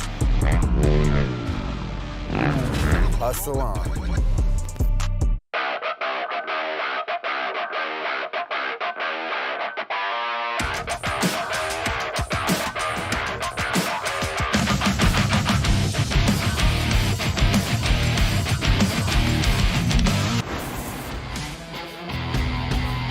Look at this sold out crowd. How are we doing, Seattle? Hey, let's get a wave going. You right there, right? You guys in the beer garden. You're gonna start the wave on 3. You in the beer garden on 3. 1, 2, 3, go! Start the wave. Let's go. Come on. Wanna create? Come on. Oh boy, come to the bleachers. There we go. Baby steps. It's gonna go back. It's gonna go to the other beer garden, and then it's gonna go back. Come on, all the way across. Go to the beer garden and send it back. Send it back. Oh man, too many beers over there. Okay, oh, there we go, there we go. It's coming back, baby. Coming your way, beer garden. There it is, stomp your feet, everybody. It's been a wild ride in the top 16. Mr. Toad's wild ride, that is. James the Machine Dean. He's playing Tuerck Drift. There's Becky back there, his lady. Lorette over there. Dude, Simon Olsen, bro. Simon who? Gears. Simon who? Simon Olsen, that's right. What's the lesson learned? I think this is what the lesson learned is for me, right? Your driving skill doesn't necessarily come out unless you have the car and setup that you need for that stuff to shine. And we've seen that countless times over our history. And Olsen gets in with a consummate professional, a team well organized, well managed, a lot of knowledge, and all of a sudden, hey, let me hit some podiums. Yep. Simon plus car equals results. I mean, it's Aasbo too, right? Yeah. Like going back to the old school days. Yeah. And, and here we have Jonathan Castro. He's definitely due, man. Castro's a weapon. Again, probably one of the most iconic drift battles ever against James Dean in Florida. Here we go. Simon Olsen initiating on that field sprint. Look at Castro. Look at the cabin filled with smoke. These guys are shimming their way around the track into that power alley, into that third outside zone. See Castro kind of going back and forth. It wasn't exactly at any point kind of just, all right, there we go. It just went back and forth. It was a ping pong match. Main takeaway for me, and we'll walk through it, is mistake in the chase by Castro a couple times, and a big one right, I think it's going to be right about there, almost comes to neutral, and then we see Olsen on the inside of outside zone 3. But we don't see Castro matching the line. He's even on a tighter line there. So a line mistake for Olsen, a couple shimmies, and almost coming to neutral on the big bank for Castro. Take those two things into account. I mean, that was as close to coming to neutral and then setting what the judges call setting or settling, where you don't come to neutral and sit there for 10 seconds. That would be obvious, but you're there for a quarter of a beat, but then you're right back with that lock. Yep. We usually see about a half a beat to a beat is kind of the standard for an incomplete. So he was getting real close to that. Absolutely. Brian Parks, you lost. As we see the second half of this battle, Castro will lead, Simon Olsen giving chase. Again, don't skip that beat. Beat. Go fake side. Here we go. Jonathan Castro will lead. Toyota GR, 86. Red, white, and blue. That's for the DR flag that's flying proudly.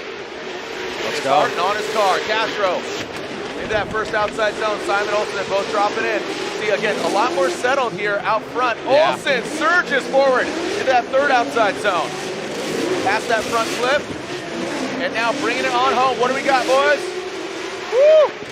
And again, that marriage of I said Simon plus car equals results, but also it's the equity, man. And again, you know, here's Odi Bakchis, who's campaigned at S-Chassis for some time. He did talk about it, though, him campaigning at Hyundai for a while, right? And he had some results. We take a look at Chelsea Denofa here. Here's the game we play, I think.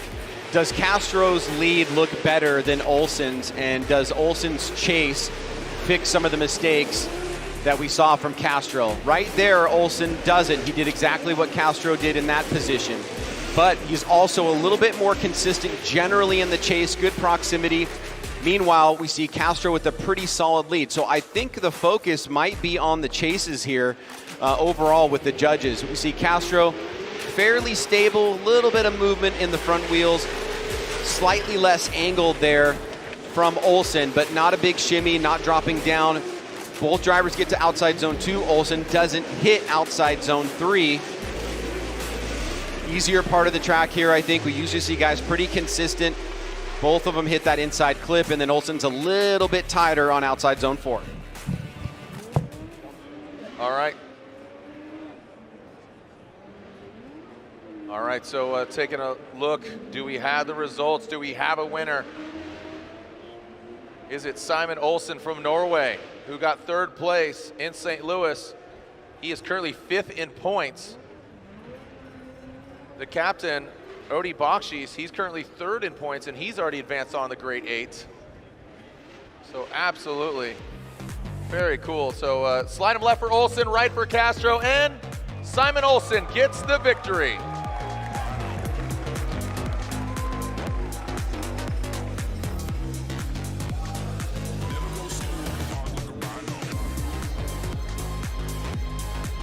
All right, so Simon Olsen advances on.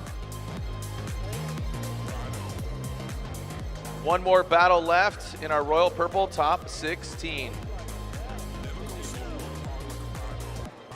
Where are my Dylan Hughes fans at? Make some noise. The Dozer from Snoqualmie, Washington. This is his home track. He wants the support of all y'all here in the PNW. In that Royal Purple BMW, an all BMW battle once again. Nick Noback, who we saw early on, that 32, take out Brandon Sorensen after one more times. Dylan Dozer Hughes driving with a broken middle finger on his left hand. Imagine, and he's putting a metal rod in there to straighten it out. So when he's on the steering wheel, he's got it was only 10 days ago. Here we go. Dylan Hughes, Noback. Oh, let's go. Back. Oh, boy. Yes, he's in the back of Dylan Hughes. Noback strikes, but then backs off. Dylan Hughes still in it. Dylan Hughes fights back. The Dozer gets a little bit of Noback in his door, but still continues on. Wow. I mean, that could have gone terribly wrong for both the drivers, but they both fought it off. So, hey, kudos to these guys. They know who they're going against. They know they're fierce competitors. Let's take a look at it. Just absolutely tremendous composure right there. You see Noback tap Hughes. Hughes kind of stays in it. Noback falls down, but now they're right back and engaged once again. A pure dogfight. As you see Noback miss outside zone 2 and on the inside part of outside zone 3. Hughes is able to deal with all of the pressure, but it's a good back and forth battle here where the pressure that Noback is putting on, he's able to kind of stay in the fight even while making contact with Hughes near that decel area. So great job by both competitors, and now we will switch things up. You think, as far as contact, obviously not malicious. Yo, let's go. Let's leave. Let's leave. Look at that. Olsen. I mean, his range of emotions from last year to this year. Lorette, you got to go over there and talk to Olsen, man. I feel like he is just on cloud 9. You know, he got emotional on the podium in St. Louis. It's just really cool. It's really cool to see. Where does cloud 9 come from? Can you not go to cloud 10? You know what? That's a question I'll have to reference my phone. We got to research that. Yeah. Cloud 11-teen, dog. Just riding the lightning, dude. L-I-V-I-N, man. Here we go, Nick Noback. So again, as far as the contact goes, I don't think it was malicious. I was just going to say, you know, they're both being aggressive. Neither are calling a comp timeout. So let's send the boys. Nick Noback initiates. Dylan the Dozer Hughes. This is his home track. He wants something to prove. He's got something to prove. Nick Noback dropping down a little bit. Dylan giving himself some space. Looks like Nick Noback exceeds the track a little bit, but he regains. Look at those white Ford stars. The white Ford Star wheels standing out, showing you what's going on. Dropping into the pocket. Yo.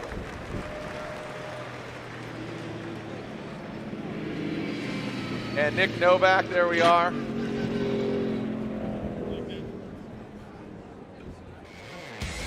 All right, here we go. Let's take a look at this again. Ryan, walk us through. Second half, you got to wonder what Dylan's doing here. Not a lot of time to make up ground. Maybe he thinks that Noback is at mistake for the fall. He's making a calculated decision, but he follows him perfectly to outside zone 2. Great job to capture that proximity through outside zone 3 and inside clip number 1. And you see Noback here transitioning beautifully into that last outside zone. Noback here, nice and high on the bank. Hughes looking for that opportunity to attack, maybe a little bit more angle that Noback could have got out of it. And if he did, maybe he doesn't supersede the track in outside zone 2. But from this point forward, they're switching back around. There's a great mimicking effect. And you see just a little bit of a tighter line there at the beginning of outside zone 4 for Dylan Hughes. All right. It's hard to call all of the things that happen in real time. If people get mad, they say, you didn't say this, you didn't say that, you didn't talk about this. It's kind of hard. We got 2 eyes and there's 2 cars. And it's overall, it's good that we just have all these different camera angles. I mean, notably years ago, like, oh, not the prettiest when I talked about Mad Mike. Go ahead and look it up. I'll get flames. But at that glance, at that angle that the camera was at, it didn't look the prettiest. Hindsight, it was cool, but was it the cleanest? It wasn't the cleanest, but, you know, still. I'm okay with getting chastised because, you know, I'm calling it. Knee-jerk reaction, baby. Dylan the Dozer Hughes, does he? Oh! They are going one more time. Canada says nah. Canada said. Yeah, he said nah to one more time. Oh, gotcha. Yeah, got it. All right, well, we got a one more time battle. 7 drivers in the grade 8. It's a sold out crowd. Look at all the cars parked back there. The parking lot, the grounds. Oh my gosh, it's absolutely amazing. This is Formula Drift, what we call the Throwdown, the battle in Seattle. Round 6 of the Formula Drift Pro Championship. Matt, run faster, send it.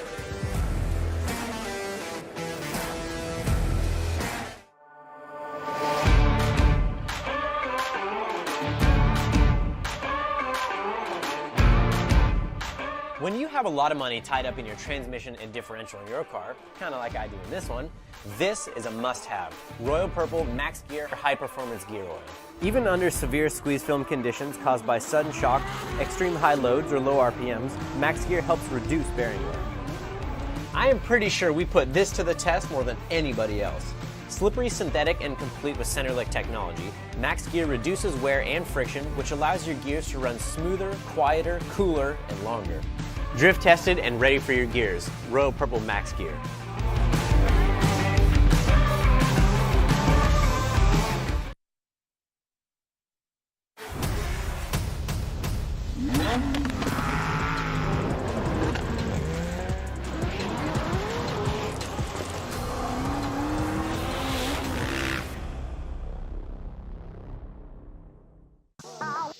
The magic of Rain-X. Okay, that's some serious Hollywood stuff right there. But with Rain-X Latitude water repellency blades, the magic is real. These blades apply a new longer lasting water repellency formula. The magic of Rain-X repels water from your windshield so water beads up and rolls away while you drive, giving you the clearest view possible. Treat your windshield for safer driving visibility with Rain-X Latitude water repellency wiper blades.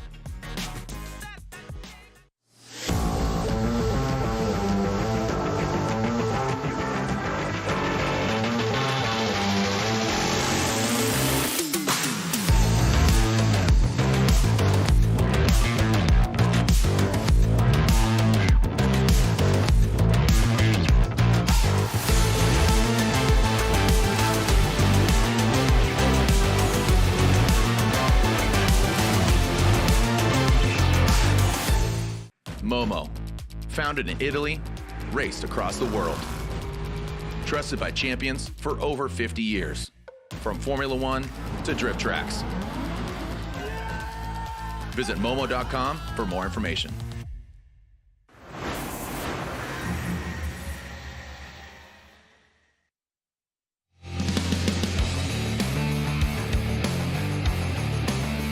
We are back. It's a beautiful day in the neighborhood. And Evergreen Speedway playing host to round 6 of the Formula Drift Pro Championship, celebrating 20 years of Formula Drift. It all began 2004 at Road Atlanta. 4 rounds now have expanded over the years and now find ourselves at 8 rounds. This is round 6 of 8. 2 more rounds left in Utah and at Irwindale, California. Find out who will be our 2023 Formula Drift champ. Got our fans. Got the signature used tires as the seats. Thanks, y'all. Thanks for showing up. Beautiful weather here in the shade. It's definitely pleasant. It's warm. Salt Lake City and then Irwindale, California, the House of Drift. We're gonna pack that place out. We have a sold out crowd here. Just about 10,000 people. So one more driver to join. So you can see Rome Charpentier versus Chelsea Denofa, top left bracket. Kazuya Taguchi versus Ryan Tuerck. Odie Bakchis versus James Dean. That's going to be a big one.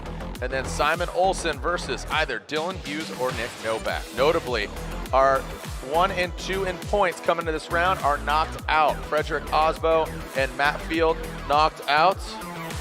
Oh, I want to feel the energy. I want to see this smile on his face. Simon Olsen is with Lorette Nickel. Jared, it was exactly what you were talking about, and he just wears the emotion on his sleeve. He is so grateful. He told me that he goes to bed thinking about drifting and wakes up thinking about it, and it is so obvious with all the hard work that you're putting in. Yeah, this is definitely not only me. This is the whole team helping me out so much. So I'm super grateful for this team, this situation where I am now, and it definitely shows off in the result that we are making. But this is just not me driving. This is the whole team, the help from Odie, Chris Elliott, everyone. It's just, I'm so grateful, and yeah, things are definitely working out. I love that for you. And that wall comes up so fast. So what are you processing out there? I've been struggling very much with my focus when it's time, overthinking and stuff like that. But now I just go out there and try to just take it as a practice run and don't think that I'm so high in the standings and advancing on, but just try to be collected and drive smart and do as my team tells me to do and my spotter and everything. So yeah, just take it as a practice, basically. I think that's really smart, Simon. And as you guys maybe saw him jump out of the car, just full emotion, slamming the top of the car. Happy for you, Simon. Well done, guys. Great insight there. Yeah, and again, just Simon Olsen, feeling the love, feeling the energy from the fans, from the drivers. Lorette, thank you for getting all the great stories here. But so Jared, I just want to cut you off real quick. In September 1886, there was a new classification for the highest cloud, and that's Cloud 9. Hey. The lowest cloud is Cloud 0. Okay. And I know that there's a kid out there, a special kid that's celebrating his birthday with us here this weekend. 8-year-old Colby. If you're out there, buddy, happy birthday. Hey. Your aunt sent us a note saying it was your birthday and asked me to give you a Colby. shout out. Happy birthday, Colby. Let's send it. Here we go. Back to the one more time. Dylan the Dozer Hughes and Nick Noback. Dylan Hughes. Oh, look at Novak. He knows it's in again. I want you back. How dare you? Oh, there you go in that second outside zone. Man, Dylan Hughes, his composure, he stays in it. He's just running his own game. Novak, he is possessed right now. All right, solid run by both these guys. Novak getting a little aggressive, man. He's making his presence felt. Saying, hey, how you doing? These guys have great chemistry together here. An awesome start to this one more time battle. Freeze frame that right there before the little love tap by Novak. Hughes coming off the bank, just at the edge of outside zone 2, better on 3. Novak comes out a little bit early. Novak trying to surge the inside clip, just barely touches that cone. And a good transition there by Dylan. Fills most of outside zone 4 as Novak starts to increase the proximity there through the finish line. Here's that last little section here. Almost a mimicking effect by Novak. And you can see he's on a little bit of a tighter line, but he does gain that proximity. All right, Novak, he will lead. Dylan Dozer Hughes, like I said, driving with a broken middle finger 10 days ago.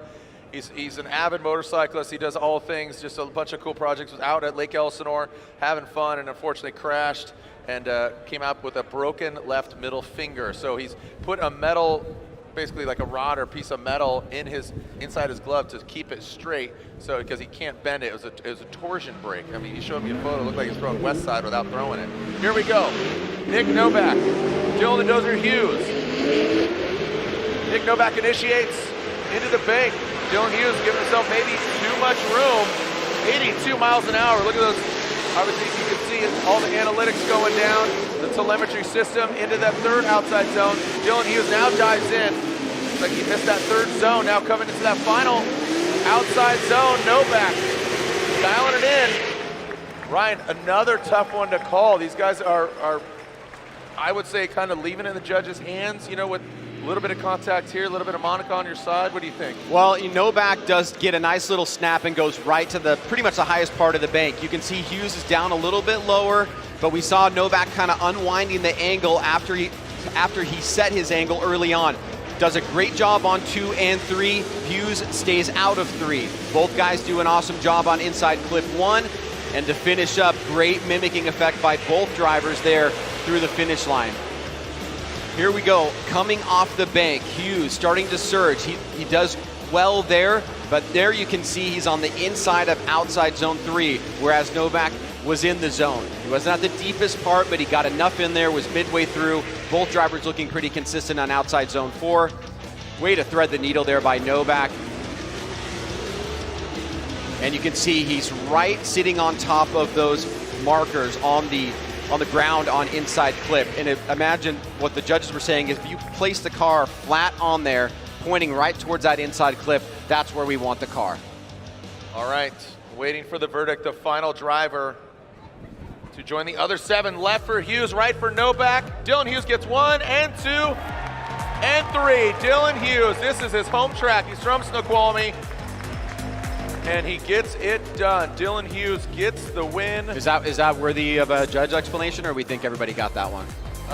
Judge explanation. We got headsets over there. Let's talk to Lontaine, or what do we got? Yule, somebody?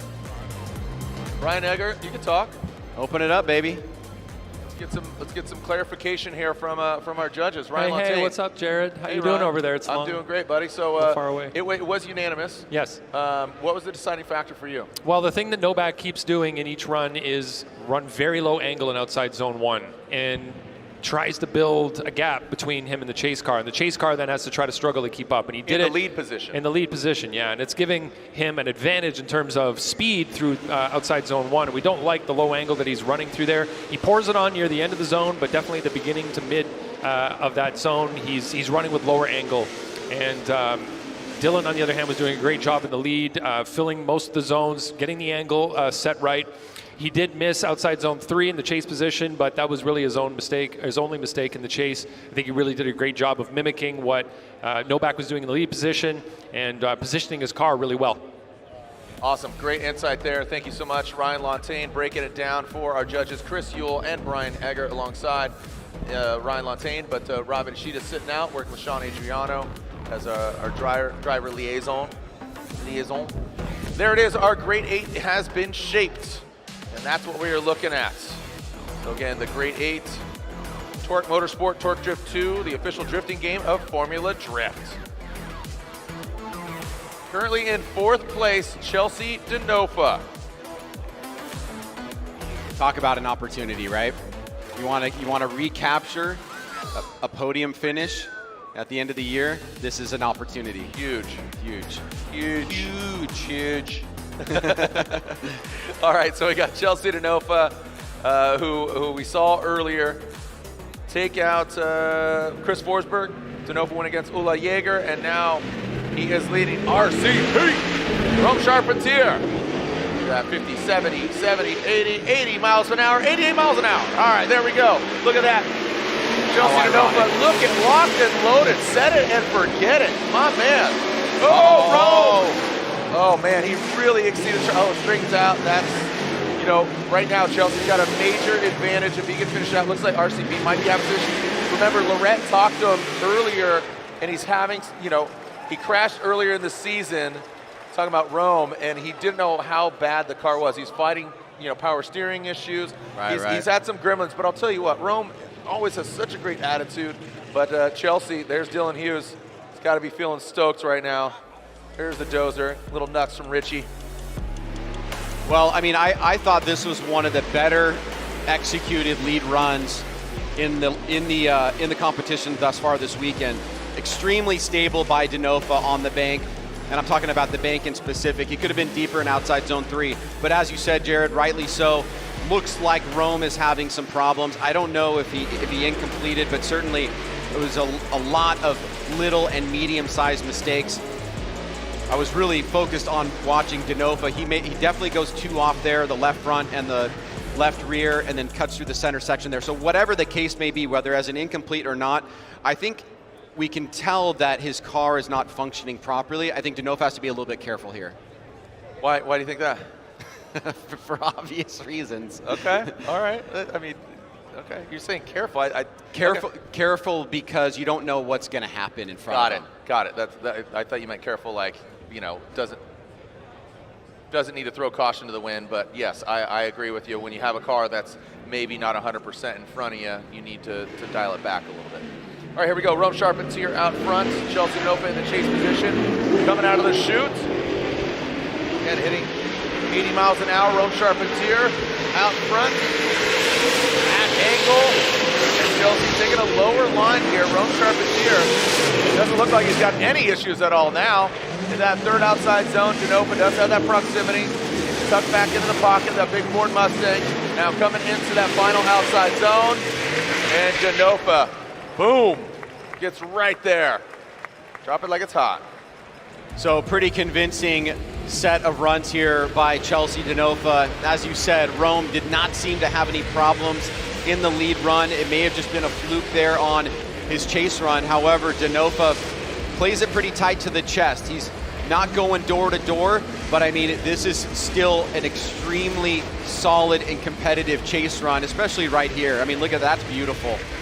Matches the angle right through the finish line, didn't let him get away on the bank. Very, very smart driving by Denofa, and we know that when he's able to contain the competitive spirit that he needs, from a skills perspective, I don't know many drivers that are better. Yeah, absolutely, and look at that. And look at this, Chelsea Denofa jumps up. He's 8 points behind Frederick, right? Is that what we're saying here? So yeah, so Denofa jumps up like that, 335, yeah, wow. So yeah, we're getting some updates here on points. Mind you, we still have 2 rounds left, but love the hunt for the championship, love the hunt for the heaviest trophy of them all, the 2023 championship. And that, look at that, if that's not symbolism right there, Matt Field packing up his tent. Yeah, that is massive symbolism. So as Denofa moves on into the Final Four, 3 more battles here in the Great 8. Don't go anywhere. When we come back, more action here in the Great 8.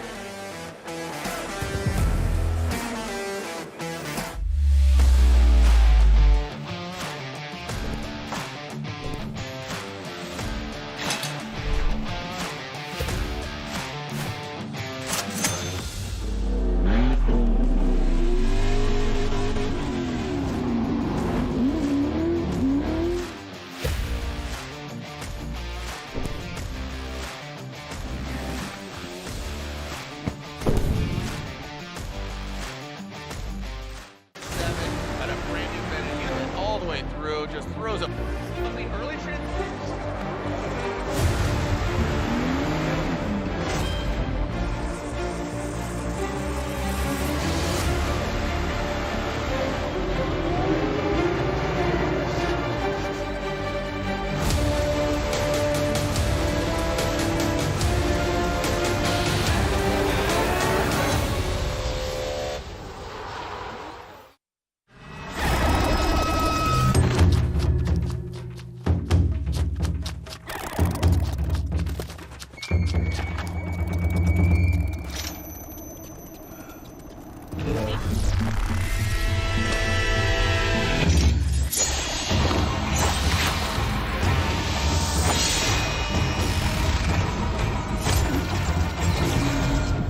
Made in Japan. Breed. Passionate about a life in racing? Circle track, drag racing, drifting, or Monster Jam. Find it all at the University of Northwestern Ohio. If you want to get everything you need to know about Monster Jam, about motorsports, you got to go to UNOH. It's been the best opportunity I've ever taken. I've gotten so many opportunities, so many different connections. You build every basic skill that you need to be able to work in racing and get your foot in the door. See where your future can take you with a high-performance motorsports degree from the University of Northwestern Ohio.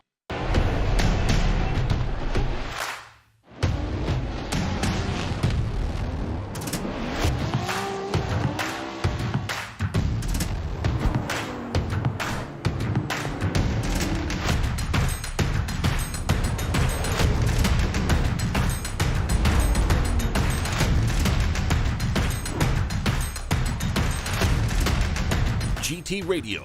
Experience ultra high performance.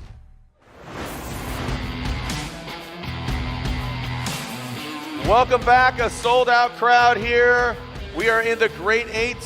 We're one battle in, and Chelsea Denofa jumps up considerably in the point standings. He's already in the Final Four. Who's he going to go against, Taguchi or Tuerck? Tuerck notably took out his Rockstar Toyota Nitto Tire teammate of Frederick Aasbo in the 16. A beautiful day out here in Seattle, beautiful fans, and just an awesome weekend here in Seattle. Ryan, any other sentiments that you're kind of thinking of? I mean, honestly, like I agree with you, but in a different kind of way. This is one of my favorite events.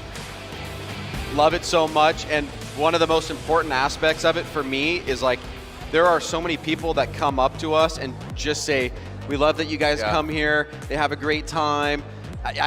Oftentimes I don't really get to go out and walk around that much, but when I do, I get more approached here than any other venue. I absolutely agree. Yeah. Absolutely. Like some of the fans here just, hey, you know, like just one of those. Like, I love it, man. I love the PNW. Like high fives, knucks, all that. The love is bountiful here in the PNW. So thank you for those that are here in the building. Like I said, Atlanta, knee jerk, boom, #1. Sorry, that's just point blank. Atlanta's my favorite FD round. This is #2. This, I'll just, I say close #2. I'll just say it's #2. All right, big battle here. Ryan Tuerck versus Kazuya Taguchi. Now Ryan Tuerck in this Rain-X Toyota GR Corolla. Coming into this round, Ryan Tuerck 8th in points. Kazuya Taguchi down in 12th, but keep in mind, our points leaders, Frederick Aasbo and Matt Field, 1 and 2 in the points. They're out. They got out in the 16. That is a huge shock to the system. So Tuerck could jump up, and we already saw Chelsea Denofa jump up. And then if Tuerck advances on, he goes against Denofa. It's just a really, you hear that? You hear that? You feel that? That's the winds of change. That's the winds of change going down right now. All right. Stomp your feet, Seattle. Make some noise. Let's go. All right, that might be a little too hard. I'm getting nervous. This place is, I'm all the way up here. All right, here we go. Ryan Tuerck out front, Rain-X Toyota, GR Corolla, Kazuya Taguchi, Up Garage, ISR, Performance GT Radial 86. Boom, right into that first outside zone. Big bang, Ryan Tuerck chucking a deuce and making it look really easy here against Kazuya Taguchi. Boom, right into that second outside zone, into the third, into the power alley. Ryan Tuerck with a nice sweeping line into that inside clip. Make it look way too easy for that hot hatchback. Boom goes the dynamite, light the wick. There you go, Ryan Tuerck. Solid lead run. Where are my Ryan Tuerck fans at? Make some noise. Oh, we got party horn, Ryan. That was cool. You got to be on point at every moment, and Tuerck gets the jump on Taguchi. Quick flick of the throttle, and he is gone, and he's nice and high on the bank. Taguchi is less playing catch-up, goes a little bit outside of outside zone 2, better on 3, but still a very significant gap here with Ryan Tuerck pushing to the edge of the course, or at least hitting those zones, not running away, not running lower angle, and you can see right there, 5, 6, 7 car gap. Great job by Tuerck. Big advantage here after run number 1. Made it look way too easy there. Ryan's made it. He's in previous events, he's really made it hard on himself, even in qualifying. Remember, he backed it in and hit that bumper, threw him off. He still hung tough, but his bumper hang is so small compared to these other cars. You look at the back end of that Corolla compared to even the 86 of Kazuya. Right. It's just boom. That bumper, tire. It's like right there. It's immediate. So no room for error at all. Kazuya Taguchi out front. Again, notably got his first win last year in St. Louis. He'd love to repeat it again. Ichiban, we'll see if it comes true. Oh, now look at this. Applebee's. Nope, he's gonna close the door. Always open for business. Here comes Ryan Tuerck. He is on a lower line. Kazuya Taguchi taking the proper line. But Tuerck does catch him. That is a lot of smoke, Ryan. That is a lot of smoke. But he still does navigate through it. See how they end this thing. Kazuya Taguchi coming out last outside zone. Ooh. That got a little sketchy there for Kazuya Taguchi, almost like a late transition and went deep. Might have even tapped the wall. Let's go, let's leave. Tuerck, if he wins this battle, it may not be definitively. He may have done just enough. There were a few areas where he could have attacked, like in this section right here. He's starting to close the door, but he's on a little bit of a tighter line. Starts to get pinched off a little bit, backs off, and then he loses a little bit of proximity, has to adjust the angle. But remember, in that first run with Taguchi in the lead, in the chase position rather, it was a gap on the biggest part of the course, that big oval, that first outside zone. Tuerck closes, a little bit of a tighter line, slight adjustment. And so I don't think it's a home run, walk in the park win for Tuerck. It's still pretty close. Taguchi did a great job. But that first run, I think, put Taguchi at a pretty sizable advantage, and the judges would have to really see Tuerck making some mistakes that perhaps we don't see here. Yeah, I felt like it was like, again, arm wrestling, that's what I always reference, and didn't have it quite there. So here we go. Ryan Tuerck, Kazuya Taguchi, boom goes the dynamite. Ryan Tuerck gets the win, advances on. He's going against Denofa. So again, Tuerck, who sits in 8th coming in, throwing the shotgun, hanging loose, sun's out, guns out. Ladies are hyped, feeling the flow.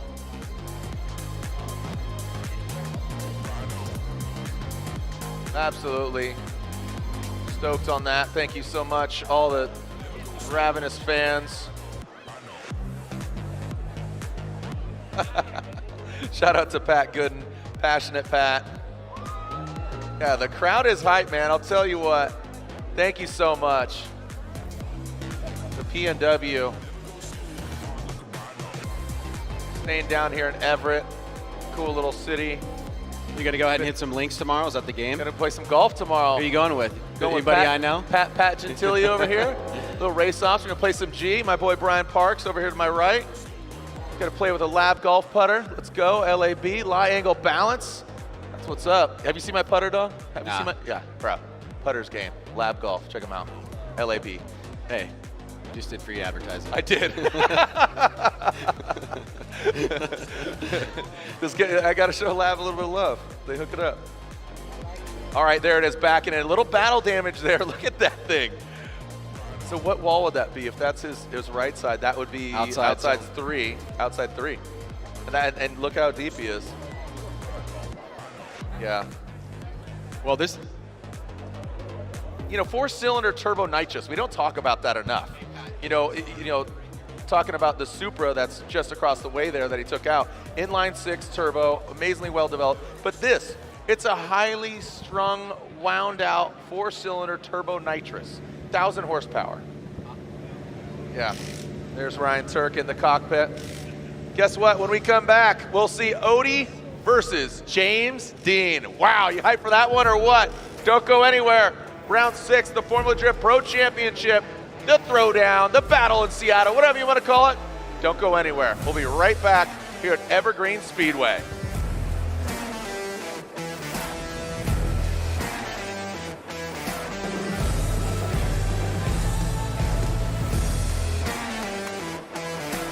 Link ECU. We know what it takes to win. Pushing boundaries, performing under pressure, and having the best people on your team.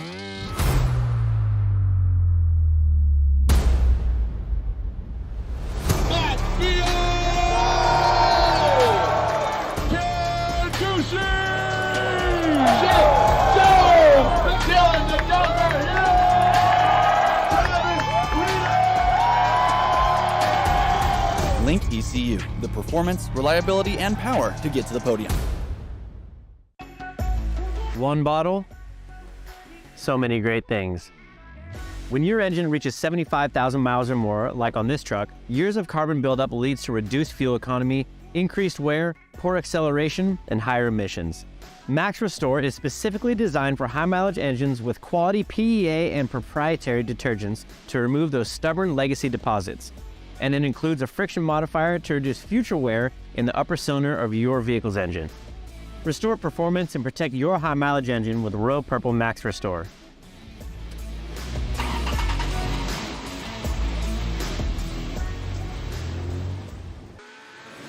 Ford Star. Euro. Import. American.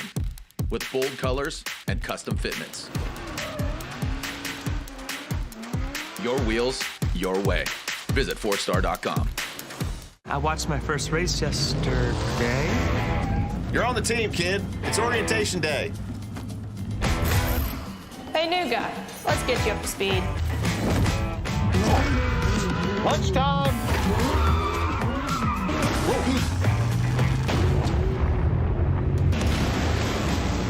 Your workspace is ready. Looks like you got a corner office. Be part of something greater. Toyota. Let's go places. NGK makes ignition coils. Why? Because we prefer a running partner that can keep pace. We know ignition, and since our spark plugs don't run alone, we put some of our energy and expertise into making better coils. NGK ignition coils are engineered to OE durability and performance. And because we race to win, we improve the design, testing, and validation of our coils for better performance. NGK spark plugs and coils, better together. Well, here we are back. Ryan Tuerck, take a look over, that's Chris Lickup from Sim Magic. Who's the track guy with the naughty body? Oh, is that Michael? Oh, that's right, Michael with the naughty body. Uh-huh. Tuerck to the podium, right? So there we are, taking a look in the pit. So grabbing some grub. Unfortunately, Freddie's day is done, but Ryan Tuerck. Where's the pepper at, Ryan? Where's the green pepper? So Tuerck versus Denofa in the final four. Next up in the grade 8, we got Odie versus Dean. James Dean calling a competition timeout.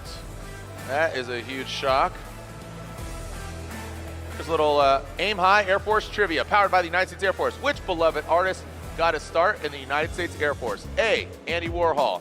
B, Jackson Pollock. C, Bob Ross, or D, Norman Rockwell? I think it's Pino, right? I think it's Jackson Pollock. I want to say Pollock. I think it's Pollock. It's not Bob Ross, and I definitely don't think it's Andy Warhol. All right, we got cars on the line. Vibes, bro. Let's go. Let's leave. D.Wave. Oh, throwing out Instagram handles? Hey, KB forever. Love the shirt, man.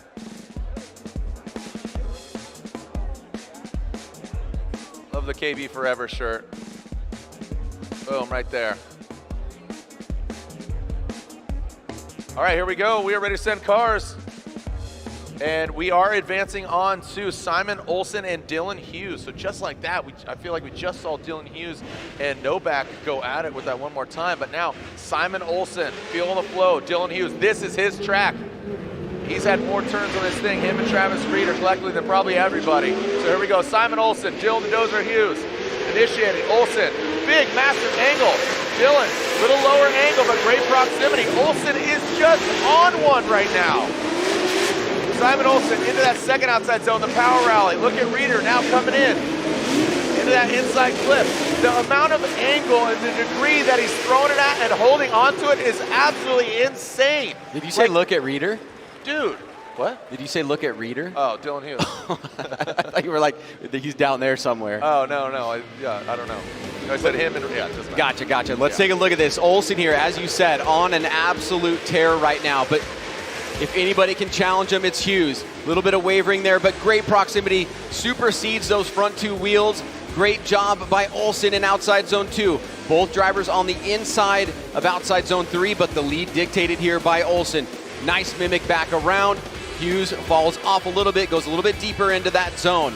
Good battle here by both of these athletes. You can see Hughes really pushing the pace, does a great job not to bring the run to stop here by making contact, coming out of drift, or anything like that that would cause a problem for him.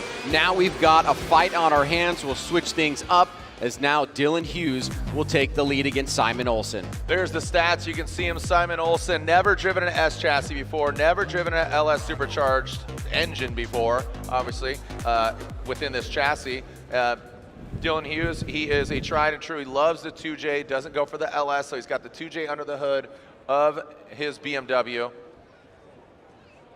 Dylan Hughes will lead. The lights are on. Once they extinguish, we're ready to send it.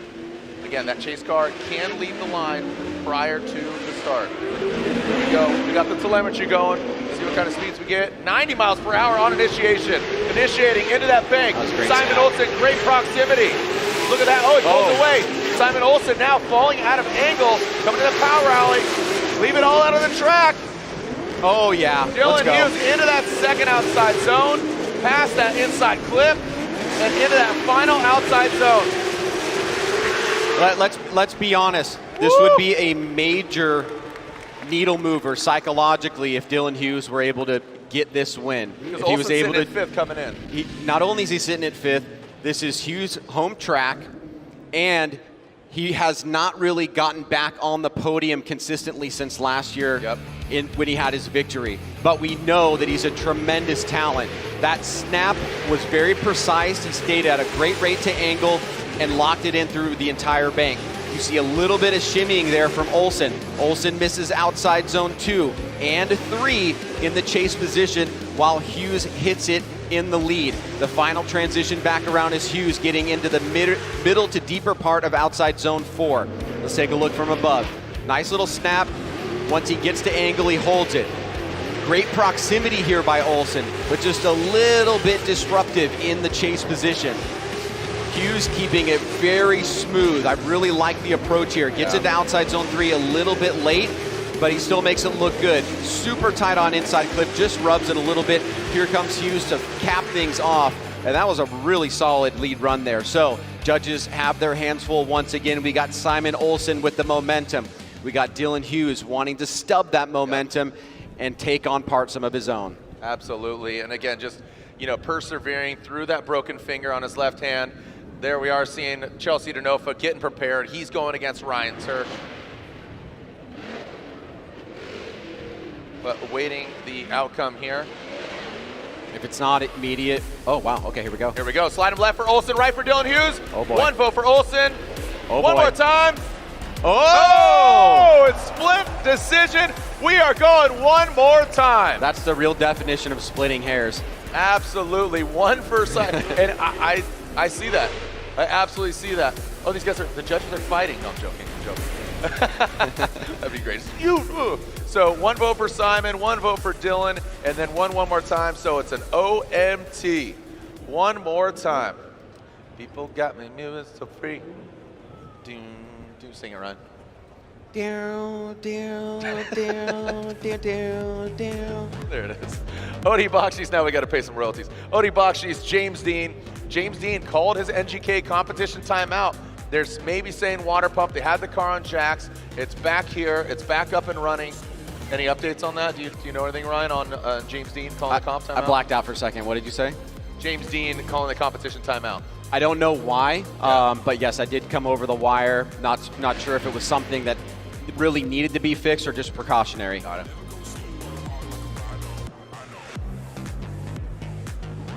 Here we go.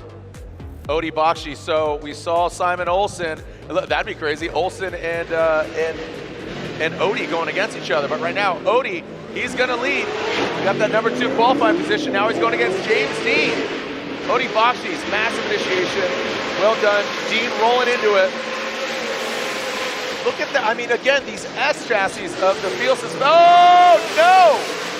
That could be 3 wheels off for Odie Bakchis. Overcooked it. Talking about his posture, but unfortunately, he tripped and stumbled. Wow. Dean is in a potentially incredible position here because if that is 3, I mean, it's at least 2. If it is 3 off, he has now given himself the leverage in this battle, right? Odie pushing so hard. He was screaming on outside zone 1. Dean starts off a little bit lower. He's trying to work his way up. Odie fully maxed out here, also carrying that momentum. Dean still not making that adjustment. Okay, we got to roll that back because this is super interesting. What's that? Dean clearly goes 3 off, right? And he was on a tighter line, and as Odie was going off, he goes off a lot deeper. And from the drone, you're going to see Odie still has 2 off, I think. So I think what the judges are going to have to determine here was the 3 tires of Dean going off, is that attributed to the line that Odie was drawing? See, Dean's on a bit of a tighter line here, right? They're both starting to break a little bit. Odie's right up against Dean's trying to follow, but because of where he's positioned on the track, he actually goes further off than Odie does. But was he led astray? Yeah, exactly. That's what I'm saying. That's So what I believe the discussion is going to be, and you can hear the chirping going on over here right now. The judges. Yeah, the judges conversing. Somebody's got an incomplete. Let's just put it that way. All right, we'll find. I mean, like you said, James is at a major advantage here, and he's got a big opportunity. I think we need to find out who has the incomplete. Do we? I would like to. No, you don't get to know, Ryan. Say no, not today. Here we go. James Dean up front, across the nose of that vehicle. The AutoZone Mustang RTR Spec 5, James Dean. Every other RTR Mustang has a win. James Dean would love to get that. 3-time champion going against Odie Bakchis. Whoa, Odie Bakchis, look at that. Drops right in from outside zone 2 to 3. Look at this, right on the door. Whoa, doctor, are you kidding me? Look at that. Oh man, the place is erupting. Let me play. That was so sick. Let me play out a couple scenarios here for you. Either somebody is going to win or somebody's going to lose. That's obvious, that's right? That's usually what happens. But there is a situation here. This run was so even. I don't really even want to go through it. I just want people to enjoy it for what it is. There's a scenario here in that first run where Dean wasn't positioned great, but Odie led him off, and you could say shared fault there. And that means that if both drivers would have an incomplete, and that this run would be treated as a run that scored. If it goes to Odie, then they're going to give Dean fault for the first run. If it goes to Dean, they're going to give Odie the fault. I'm just look at this run again. It's absurd. It's absurd. As sensational as it was, and I love the proximity of it, but I got to analyze this. I love Odie misses outside zone 4, and James did too. I'm just talking about the car awareness. I love that. That was sick. And again, there were still faults in it. From an aesthetic standpoint, it was what people Nice. might say it was gangster. It was quote unquote gangsta. Here we go. Slide him left or slide him right. James Dean They're gets the giving it to win. Odie. Okay, explain it. Yeah, the judges going to you. So Three. Odie led him off, or Odie went okay. 3 off. Odie went 3 off, incomplete. James Dean was led astray. Wait, Odie went 3 off, Yeah, or he went Odie 3 led off. him off? Odie went 3 off on the first run. Okay. James Dean had to follow him. He had nowhere to go. Yep. Okay. He couldn't exceed him. Didn't know that. Kept his composure. Great chase job by Odie. Gangster, yes. Unfortunately, not enough. And both of them were off, regardless. James Dean's having his Incomplete. moment. James Dean is moving on to the final 4, baby. Denofa, Tuerck, Dean, and either Olsen or Hughes when we come back here to Evergreen Speedway.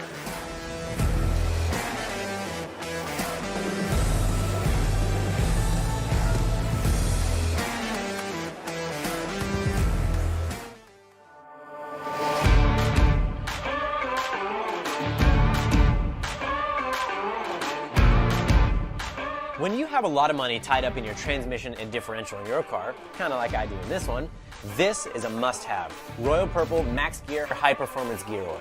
Even under severe squeeze film conditions caused by sudden shock, extreme high loads, or low RPMs, Max Gear helps reduce bearing wear. I am pretty sure we put this to the test more than anybody else. Slippery, synthetic, and complete with Centerlick technology, Max Gear reduces wear and friction, which allows your gears to run smoother, quieter, cooler, and longer. Drift tested and ready for your gears. Royal Purple Max Gear.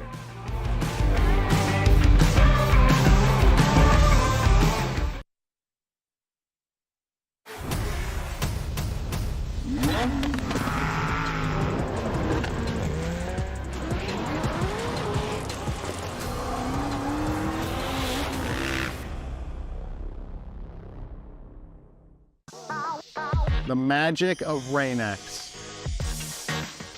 Okay, that's some serious Hollywood stuff right there. But with Rain-X Latitude water repellency blades, the magic is real. These blades apply a new longer lasting water repellency formula. The magic of Rain-X repels water from your windshield so water beads up and rolls away while you drive, giving you the clearest view possible. Treat your windshield for safer driving visibility with Rain-X Latitude water repellency wiper blades.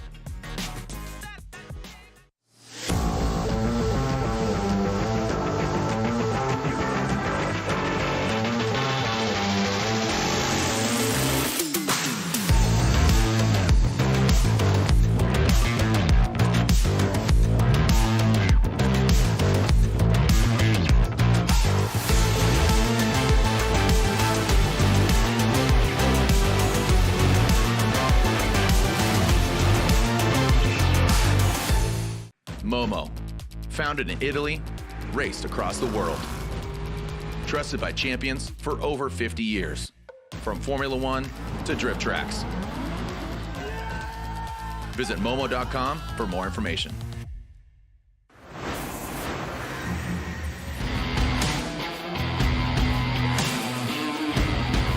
Yo, how we doing out there, Evergreen and the world? Feeling the flow. Look at the smiles. Again, it's just very infectious. Super stoked. Getting some point updates from our program director, and we're talking about what's going on here. Aasbo at 32.335. Denofa up to 327. Field, yeah, so Aasbo sitting at 335. He's done, right? Denofa is still continuing on. He has 327 at this point. Matt Field is in third at 323. Bakchis is at 323. So Field and Bakchis are tied. And with him being knocked out, he'll hold at that. So Denofa, Olsen, Dean, and Tuerck are still in it. Yeah. All right, Denofa. Ryan Tuerck. We still have the Olsen and Hughes.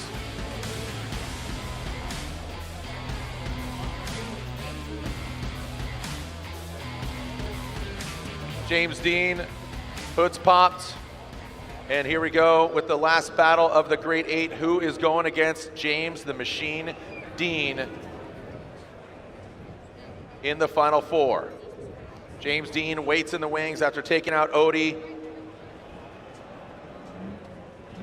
And here we go. Olsen or Dylan Hughes. Where are my Dylan Hughes fans at? Make some noise! Where are my Simon Olsen fans at? Make some noise! Where are my drifting fans at? Make some noise! Here we go. The telemetry is on and Simon Olsen flicks it in. Dylan Hughes rolls into it. Simon Olsen, massive angle, that field suspension vehicle. Look at that, ripping into that first outside zone. Quick little bobble into the power alley. The dozer finds himself right there. Again, gets close, but definitely needs to mimic more of the angle. Has that proximity into that final. Simon Olsen does tap, but it does not affect the attitude of the vehicle. That much. That much. You saw it enough, but yeah. Here we go, Jared. Great little snap there by Olsen. And this time around, Hughes aggressive from the onset, trying to stay right on that line, but out of the smoke cloud. Coming through outside zone 2, Hughes a little bit shallower here as he tries to follow him to inside clip 1. Great job, mimic effect right there by Hughes in the chase. And then there's where you see the little tap. And trying to swing it the other direction here is Dylan Hughes. Both drivers looking incredibly comfortable, settled. Some minor mistakes, but that is what you expect when they're going at 100% from both drivers here. Yeah, they know they have to risk it now. This is the point. This is the kind of the point where you need to continue on. So nitrous issues. Lorette Nickel texted us and let us know that it's nitrous issues in James Dean's vehicle, which could play a major role. You know, they don't have superchargers, they don't have turbos, they have nitrous. You know, they got the kind of need that. Yeah, you kind of need that. Frederick Aasbo joining us up here on the spotters tower. He is? Oh, he's right there, below us. I thought he was hanging out with you. Like, hey, what's up? How you doing? What's up, Freddie? How we doing, dog? Do your Aasbo impression real quick. I mean, like, wow. I mean, Ryan Tuerck is one amazing driver. And he deserves the win. Let's go. All right, here we go. Let's alternate the order. Dylan Hughes, Simon Olsen. Who's going and who's moving on to go against James Dean, who isn't 100%. He's got those nitrous issues, so that could hurt him. Telemetry is on. The G-force, the speed. Here we go. Dylan Hughes out front. Royal Purple. Oh, yeah. BMW throws it in. Simon Olsen drops into formation. Look at this. Oh, he drops. Oh, locking him up. Little left foot brake by Dylan Hughes into the power alley. Oh, right on the razor's edge. Using all of the courses, Dylan Hughes. Showing you the driving prowess past that inside clip. The Ford Star standing out. Showing you the correction. Coming back. Just zooming past that Norwegian flag. These guys are so equally matched at the moment. I mean, it is such a nuance here to figure out who's going to be moving on. And every single time, and I'm sure we haven't seen a side-by-side this round yet. We may get it. Very stable by both athletes. I mean, that is a tremendous job by Simon Olsen to keep pace that way, also have stability, and try to follow in the same line. But he does miss outside zone 3. I think he was a little bit shallow on outside zone 2 relative to Hughes. Hughes is on a smoker of a lead run, and you really couldn't ask much more from him. I don't know if he could have pushed any harder. He may have been able to fill outside zone 2 a little bit further. He may have been able to get to the big bank a little bit closer, but we are talking like on the margin here. This is a very nitpicky type of run because both drivers did so well. I mean, if he left it early, he left it very, very early. But I think with Olsen not filling outside zone 3 more clearly in the chase position, at least there's something that the judges can work with here to try to do that comparative analysis. I think it really paid off for Dylan filling that outside zone 2 and that arc. He really just hung it out there, and it wasn't anything malicious to throw off another driver. You know, some drivers will hang out to kind of check up or be a roadblock. Dylan did it beautifully and existed in that outside zone 2.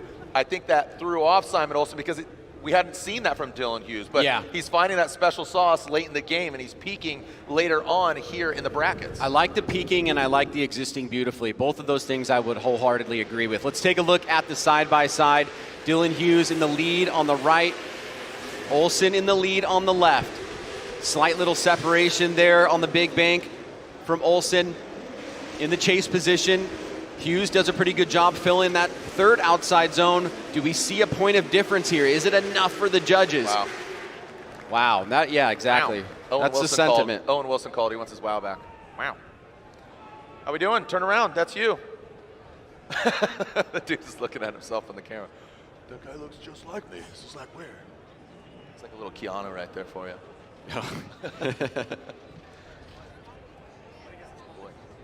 Sun's going down. Sun's going down. The wind is going up. I'm yelling timber. You've only adopted the dock. I was born in it. What do you guys think? Is it Simon Olsen? Is it Dylan Hughes? Is he? Or do they go one more time? I know. Wait, is Dylan from here? Is this where? You would think he's from here. Yeah, you think that. He's let's go. Here we go. All right, here we go. Slide him left for Olsen, right for Dylan Hughes. Keep in the middle for one more time. One more time. You're killing me, Smalls. One more time, and rightfully so. Those are the kind of battles you want to see one more time. I don't want to see the ones where it's like, oh, I did a little better. You know, I don't know. Oh, man. So Denofa and Tuerck getting iced. James Dean.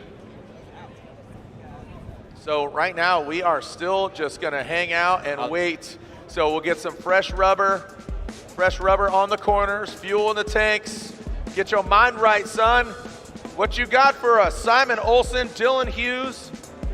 Remember, this is round 6 of 8. The chase for the championship. You know, we had 5 previous rounds, 5 previous winners. Matt Field won in Long Beach, Vaughn in Atlanta, Chelsea in Orlando, and that could happen again. We could get a repeat customer, Adam LZ, Odi Bakchis. So the only one that could be a repeat customer is Denofa. But let's take a look back at St. Louis, our just previous round where Odi Bakchis got the win. Simon Olsen notably got 3rd.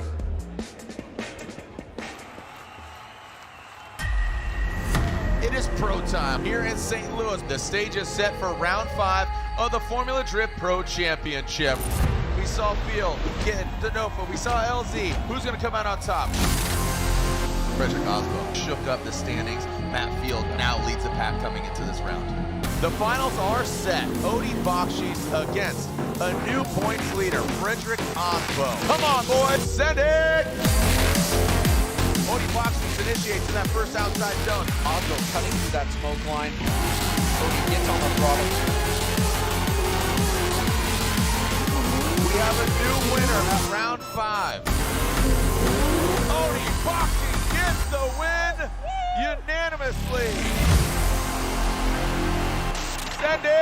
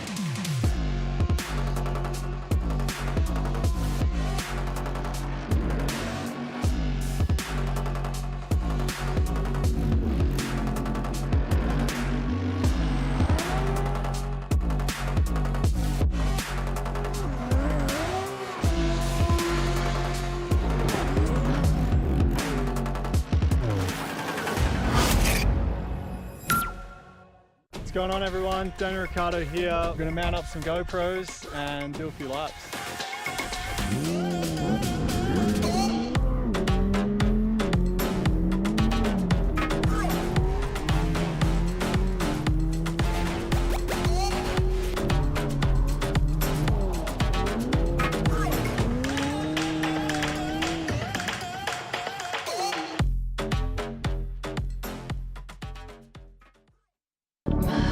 Just dropped.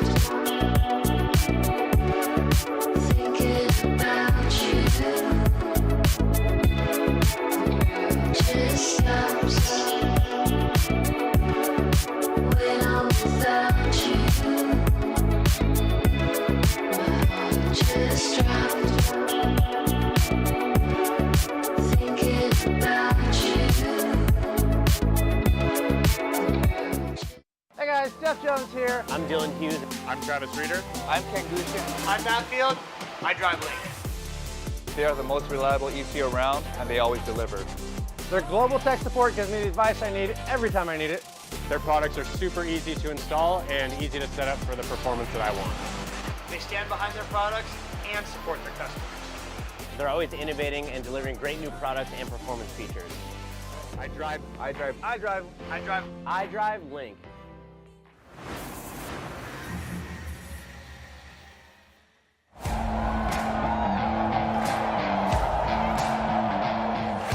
Now send it back, send it More back. technical. Look at tight on that clipping point, flicking around into the hairpin section. Man, these guys are on it. That's what gave us the win.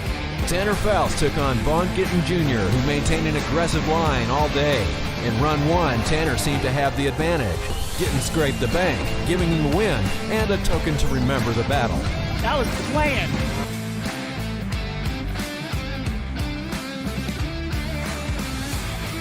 Outside clipping point. Vaughn salvaging a run here in the latter part of the track as Dye is putting his car on every single clip point with great angle. Even Vaughn just trying to get aggressive there around the last clip. Being back here in Seattle, the crowd's always, yelling, screaming, always a great crowd. The crowd is just gnarly. Stands are full, they're beating on the bleachers. You can hear them screaming inside the car. Almost gets contact with Pollock. Yeah, he's been doing that all event long. Look at JTP, he is mad, surges forward, now falls back. So I continue going, the next thing I know, this dude just plows me, out of nowhere, and tries to pass me back up after he's already off track. And my front end was just stuffed into his car at that point because he had I don't know, I don't even know what happened, dude. That was Chelsea nuts. Denofa, snappy initiation, and Denofa right there. Vaughn Gittin Jr., great angle, but Chelsea Denofa is mimicking. Say howdy, get rowdy, and he is saying howdy right at his door. Great job on the bank by both competitors. Denofa through the smoke line. Big angle there, right into the pocket against Vaughn Gittin Jr. Vaughn Gittin Jr. tied to those front clips, and Denofa tied to that back bumper.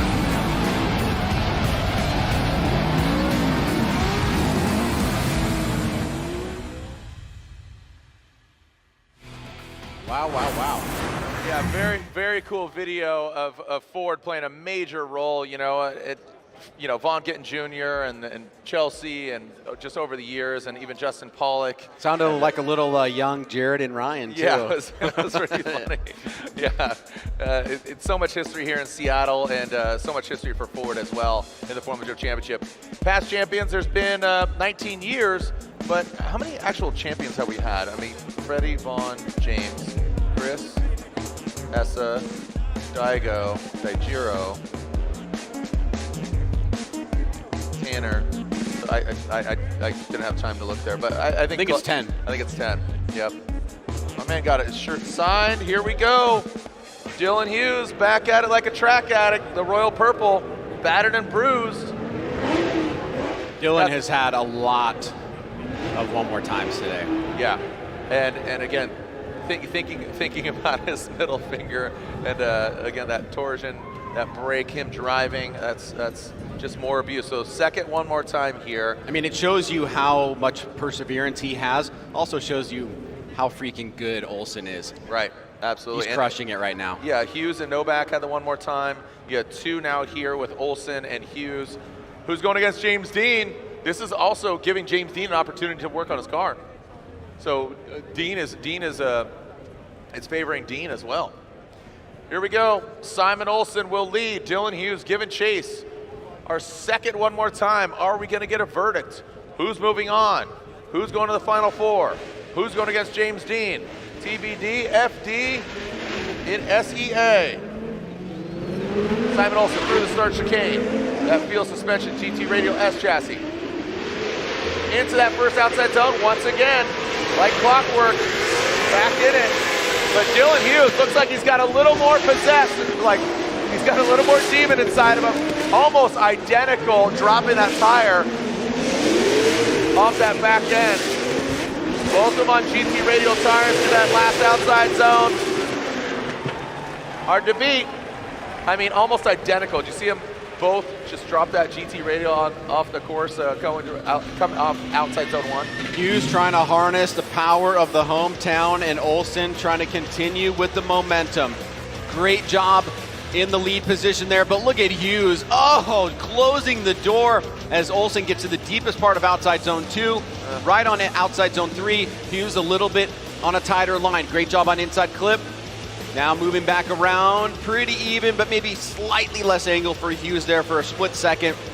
Here it is again. I mean, this is a great job in the confidence department to not make a huge mistake as you get closer and closer to that lead driver coming into a decel zone, let's remember. And I think for Hughes and also Olsen, that third outside zone, once again, playing a role.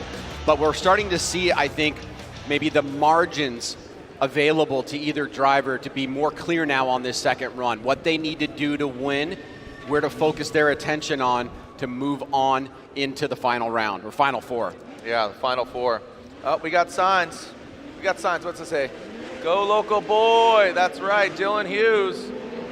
Here we go, Dylan Hughes out front. Simon Olsen. He's got the pride of Norway on his back right now. But look at that. Look at, I mean, again, the white 4-star wheel standing out, making minimal corrections, if any at all. Massive angle coming down to the power alley. Doesn't get out to that second outside zone, Ryan, but definitely fills all of outside zone 3. Past that inside clip, transitioning. Ryan. We are splitting hairs, my man. It is really neck and neck. It is very, very tight. I do not envy Chris Yule, Brian Eggert, Ryan Lontaine. I don't envy either, but there was definitely some things different this time around. Look at Hughes, goes to the highest part of outside zone 1, drives and rubs the bank all the way around. Olsen drops down.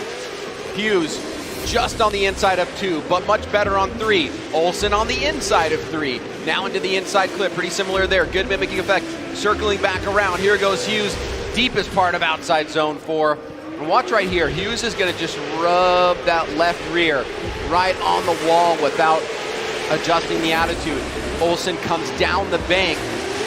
Do we have enough here, Jared? Is there enough of an argument for either driver to Can move we forward? collectively grab all of the battles, you know, the 2 previous back and forths, and this one, and have a verdict? I really don't want to go together. one more time. Yep, right now, here we go. I was born in it. How we doing? Throw on the peace sign. Nice stash, brother. Okay, oh, we got bells. Ring those bells. Where are my Dylan Hughes fans at? O'Reilly Auto Parts. Ring my bell. Here we go. So Dylan Hughes or Simon Olsen. Do we have a verdict? Slide him left for Olsen, right for Dylan Hughes. P&W, make some noise, because Dylan Hughes gets the win. Dylan the Dozer Hughes gets the win after 2 one more times. Hughes gets the win and will be going against James the Machine Dean. Like my brother right there, dude. What's up, dog? I'm not gonna lie. Sun's out, guns out. I love Road Atlanta too, but in terms of how much fun I've had, I think this is the most fun I've had in an event all year. I was literally thinking the same thing right now. Like, our production team is doing such a good job of really capturing the energy. So shout out to Kemp and his team and just showing that. Like a thumbs up from the pits. Like, you know, it just. Even though I had a freak out yesterday. I had a freak out yesterday, had a freak out today. No, and just again, capturing that atmosphere, the energy here, just the vibes. We've only had one fight. Let's keep it at that, okay? Let's leave the fighting on track, not off track. Our final 4 is set. Chelsea Denofa versus Ryan Tuerck. Are you guys having fun? We enter the Type S Final 4. Type S, the official lighting of Formula Drift. Denofa versus Tuerck. James Dean versus the local boy, Dylan the Dozer Hughes. We've seen 5 previous rounds, 5 different winners. The only one that has had a win previously in Orlando, Chelsea Denofa. The other 3 drivers, not this year. I mean, arguably everybody on that list needed an event like this today to give themselves that presence in the championship towards the latter part of the season. 2 rounds to go after this. Tuerck definitely need it. And now we're seeing Hughes surging here towards the end, taking out an incredibly powerful driver that has come into his own here in Simon Olsen. And then, of course, with James Dean. Everybody's been waiting for that breakout moment. Yep. Lots of points on the line. It's going to make a difference no matter what. There it is, the breakdown from first to 32nd. And a huge opportunity here for this next pair of Chelsea Denofa and Ryan Tuerck. So out of the final four, Denofa came in sitting in 4th. You had Dean sitting in 7th, Tuerck in 8th, Dylan Hughes in 9th. And now with those points leaders going out early, Ford versus Toyota, RTR versus Papadakis, Denofa versus Tuerck, Motzer versus Rockstar, Nitto, but Denofa versus Tuerck. Glasses versus no glasses. Actually, Tuerck normally wearing glasses. Just not in the photo. Not in the photo, yeah. Not his headshot. Not his headshot, bro. Look hard. But again, two very different vehicles, two different driving styles. You know, you got to think nitrous V8, 4-cylinder turbo nitrous. You know, just two very, very different vehicles. But two fan favorites. Denofa, he'll lead in that Ford Mustang. Ryan Tuerck giving chase. Denofa initiates the bright yellow. We talked about, you know, earlier on in practice how well and photogenic this photo is. And the video, Denofa slaps the bumper on the wall. Slapping the base, big time. Ryan Tuerck comes in hot. Contact was made. Denofa continues on. Denofa takes a licking and keeps on ticking. Ryan Tuerck coming in hot. Let's roll the tape. Was it Ryan Tuerck being too aggressive? Did Denofa come to a halt? Let's take a look. All right, I saw it really briefly. Let's watch where Denofa transitions to outside zone 3. We've been talking about this all day. Where does he transition? Where's the back bumper? The transition doesn't happen until midway point through outside zone 3, right? That is not what the judges want to see. The back bumper needs to be transitioned prior to the start of the zone. If Ryan Tuerck is expecting that, he's going to have Shavakadu all over the place.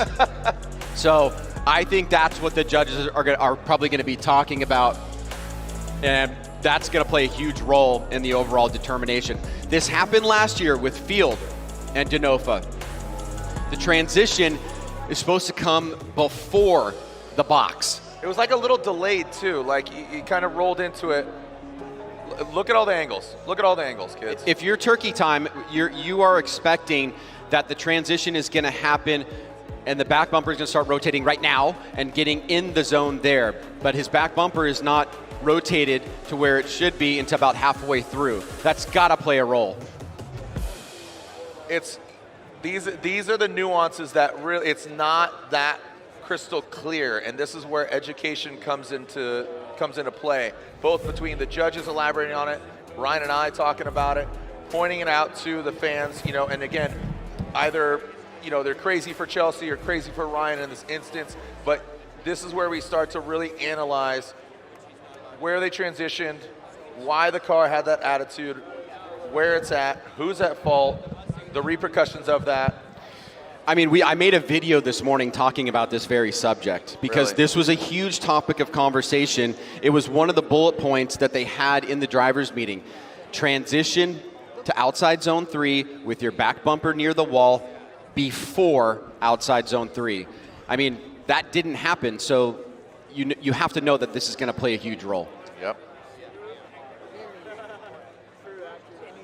Shout out to the Mayhem Drift crew from USAR Motorsports Park. Thank you guys. Thanks for watching. We were on a heater too. Oh no, we were going. It's still we're still great. We're still cooking with fire, baby. All right, got some of the drivers. Seen Jonathan Hurst up here. Hurst, Mr. Cool, the BMW. Got Travis Reeder, Amanda Sorensen, you guys are up here as well. Seen Frederick Aasbo hanging out. And got the judges. Okay, that's taking a look at the judges. Again, they're scrutinizing, they're looking at it. So you got closest to us, Ryan Lontaine, Chris Ewell, Brian Eggert, Sean Adriano, and Robbie Nishida. Let's try to just walk through it again, right? Tuerck He's got a lot of proximity here. They're both flying. Slow it down. In Tuerck's mind, I'm expecting the transition, right? He's also flying. He's coming through really fast, and like we said, the most important part of this track after the big bank is the power alley. How do you deal with that? How do you set the car up?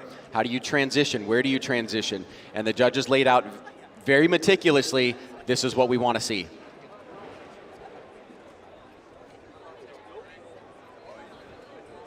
All right, they're pulling up to the line. Look at that.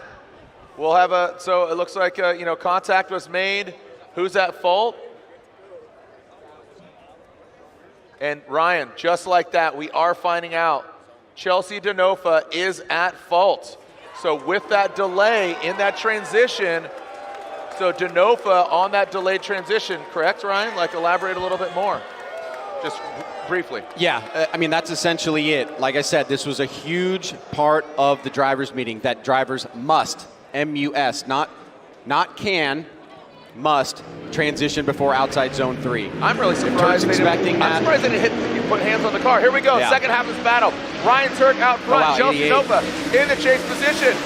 Look, no harm, no foul. Ryan Tuerck's feeling confident about it. Now into that power alley. Transitioning. See, you can see right there, early on, right there in the box. Denofa now into the pocket, into the position. Oh no! Ryan Tuerck parks it. Tuerck parks it. And that's an incomplete in the leads. That's automatic one more time. Most likely. Wow. That's an automatic one more time. Chelsea Denofa could have gotten a huge gift, and here it is in August. Christmas in August. We saw it earlier with James Dean, and here it is now. Let's run it back, kids. Well, remember, incompletes in the leads by both drivers is an automatic one more time because the run stops once the lead incompletes. If it's incomplete in the chase position, the lead driver still needs to finish the run. We can judge that. Tuerck transitions way too fast, way too aggressively, and says, hey, how you doing? Let's go one more time. Maxed out the angle and just parked it. On that transition, watch an interclip, watch his front wheels. He maxed out the angle and he can't get the car to be massaged into that last outside zone. Ready? So from inside clip, and watch this. He snaps it. Denofa did like a spell. Boom, yeah. You have no power here. You have no power here. Oh, you're gonna get it. You're getting it. One more time. Let's go. Let's leave. Let's leave. Hey, I'm gonna quit after this. I think this is good. This is as high as it goes Ryan, for me. you're president. You can't quit. You can't quit, dude. You're president. Oh man. So the one more time between Denofa and Tuerck. We'll be right back. Don't go anywhere. James Dean and Dylan Hughes, your local boy.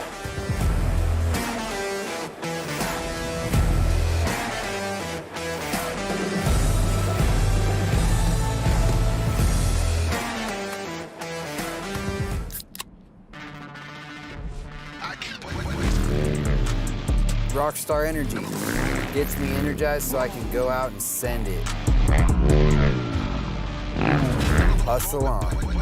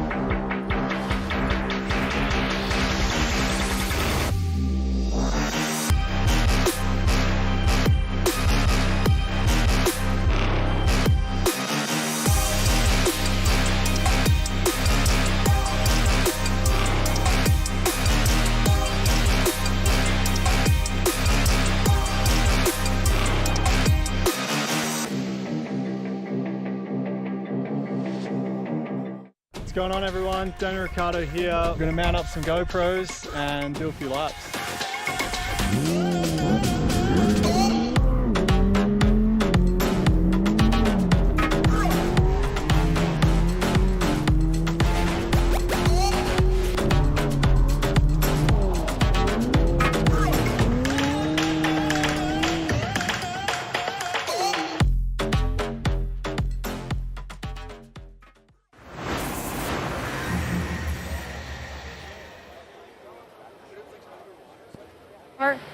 Ryan Tuerck is sitting in.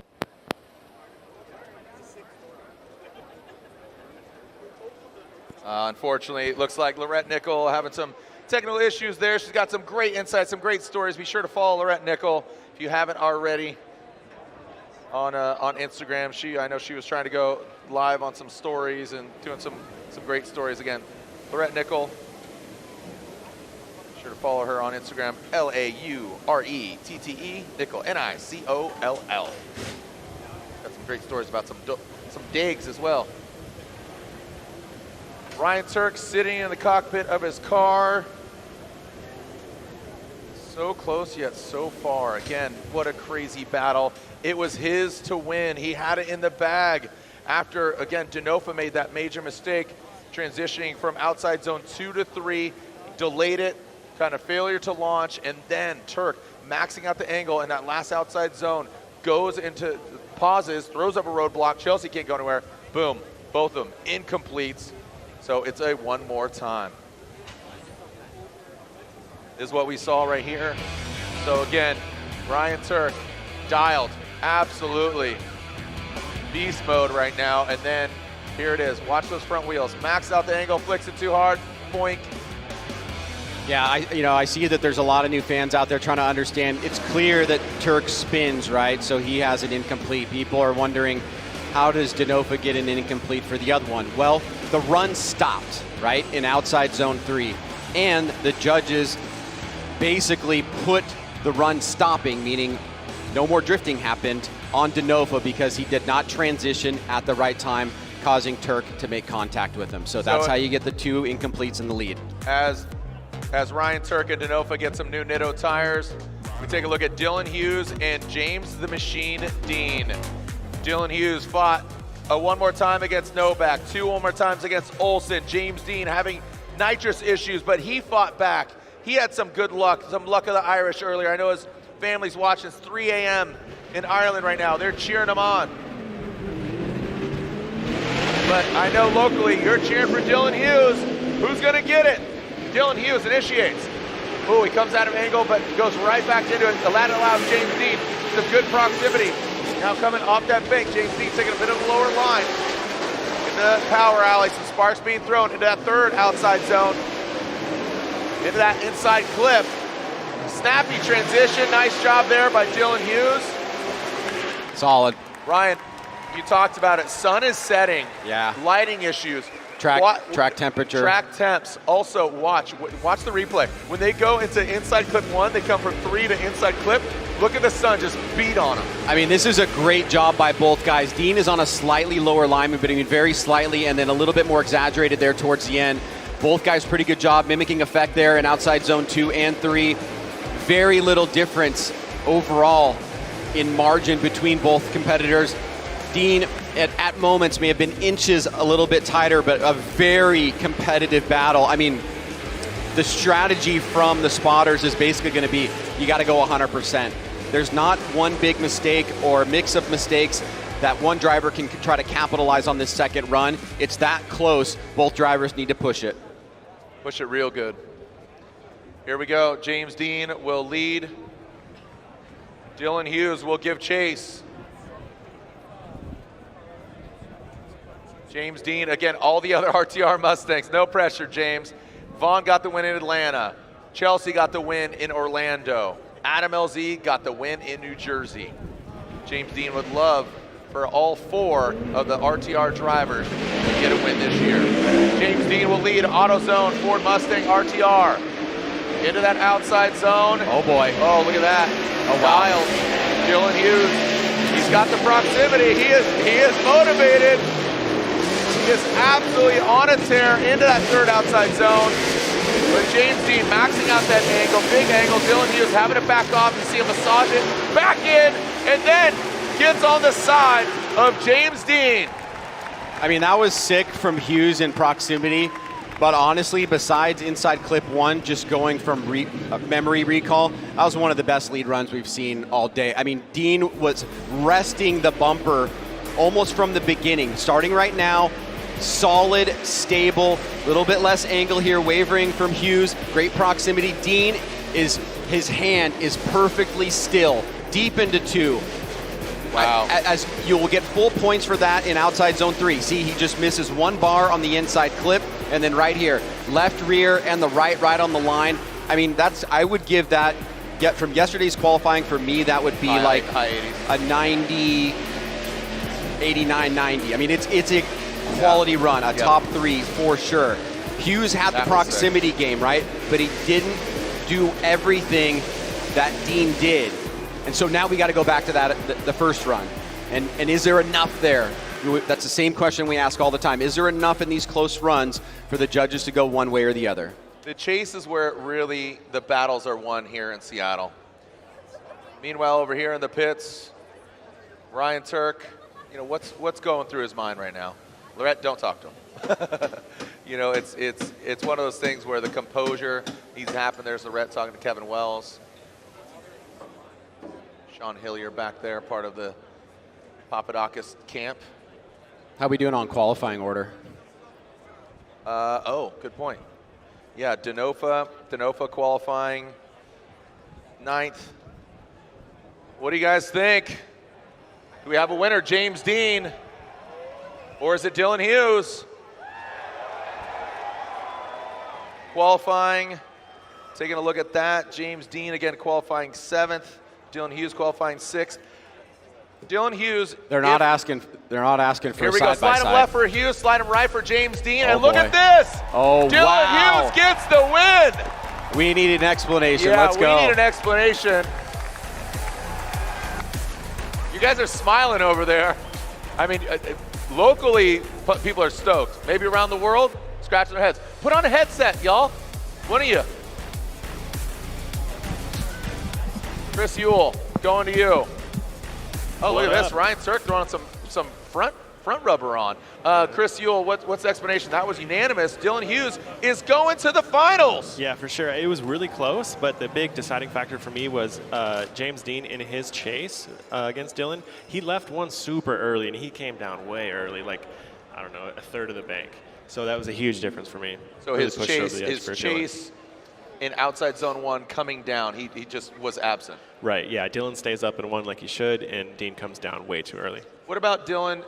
Again, we talked about Ryan was doting on James Dean on how strong his lead run was, but Dylan was doing the flying V. He had good proximity, but didn't really mimic his angle. Yeah, I mean, his chase, he was there. He was present the whole time. I thought he did a good job mimicking. James, I felt, left one a little early in his lead, and then, yeah, I put it down as left one early. So, you know, that's not providing that good lead run, and I think Dylan adjusted to that well. Okay, all right, thank you so much, Chris Ewell, and it was unanimous. All right, keeping Dylan, the Dozer Hughes. I mean, I was gonna say he's guaranteed 3rd place, and it looks like James Dean, Lorette, you're down there in the pits, and these guys, you know, it's not hot here in Seattle, which is nice, but what's going on with Tuerck's car? Well, initially the team thought that there wasn't any damage, and you could see that they were zip tying body panels. Someone discovered that a tie rod was a little bit loose or damaged. So, Jared, you called it earlier, and you saw that they changed that front right tire. So the 5-minute clock was out. They didn't need it because Ryan got away in time for that next battle to happen, and now we're going to see him run up to the line. All right, so Denofa and Tuerck, the winner going against Dylan Hughes in the finals. The Radium Engineering one more time, phone fingers out here. Hopefully we don't get any more times. We've seen, like, we are on a heater, like Ryan was saying, and then it kind of got a few here and there. So we saw the one more time between Denofa and Tuerck. Let's see who moves on. Again, lighting, the temp, everything that is transpiring Who's going to move on? Who's going to the finals? The points. Yeah, they're Toyota fans cheering them on. Got the Heat Wave shirt on, bro. Nice, love it. Throwing the double horns. That's you. You. Fans of all ages. Where are my Denofa fans at? Who's cheering for Ryan Tuerck? Who had a damn good time today? Oh, come on. No? You know, it was all right. You know, it was kind of cool. I came out, you know, just had a few hot dogs, a few glizzies, me and the boys, you know. Saturdays are for the boys. You know, we're just kind of kicking it. It's cool. You know, no big deal. Make some noise, Seattle! Let's send it! Denofa and Tuerck. Who's going to the finals? Chelsea Nova, the Penzo Mustang RTR Spec 5. Good angle from Denofa. Ryan Tuerck, the Rain-X Toyota GR Corolla. Both these guys on Nettos. Great angle. Look at that. Set and forget it. A little hop, skip, and a jump. Going to the power alley. Denofa dips. Throws Ryan Tuerck off a little bit. Interesting line. Definitely want to assess that. Knocking some bumpers off front, back side to side. Tuerck gets thrown off. The analytics, the telemetry is really going to come into play here. The green forward G's, right? Yellow, moot, red, stopping. Yeah, yellow is slowing down, but not our definition of a decel. Red is decel. The two most interesting parts of the run for me is right here, that part, and once we get to this next section, because Denofa, when he transitions to 3, completely misses it, but then Tuerck looks like he gets lost in the smoke, surges forward, and then doesn't come out of drift, but falls way out of line. So let's take a look at this first part here, Jared. Tuerck is surging forward. Denofa angles up. There's contact there. Tuerck is bathed in smoke, but Denofa misses outside zone 3. So we're now having to keep track of various little mistakes here and also put who's at fault for the mistakes made. The chase driver, the lead driver has a responsibility to do something that is relatively predictable and what the judges are asking. Is it a chaseable lead? The chase driver needs to follow what the lead driver does, but if the lead driver makes such a massive mistake, then it can go the other direction. And in this case, we saw a little bit of back and forth there to where I'd be keeping my pad saying, I think it's on this guy, I think it's on this guy, and start doing the weighting. And look at that, Dylan Hughes, you can see this, look at, we got a little chant going over here. I don't know what is on his playlist.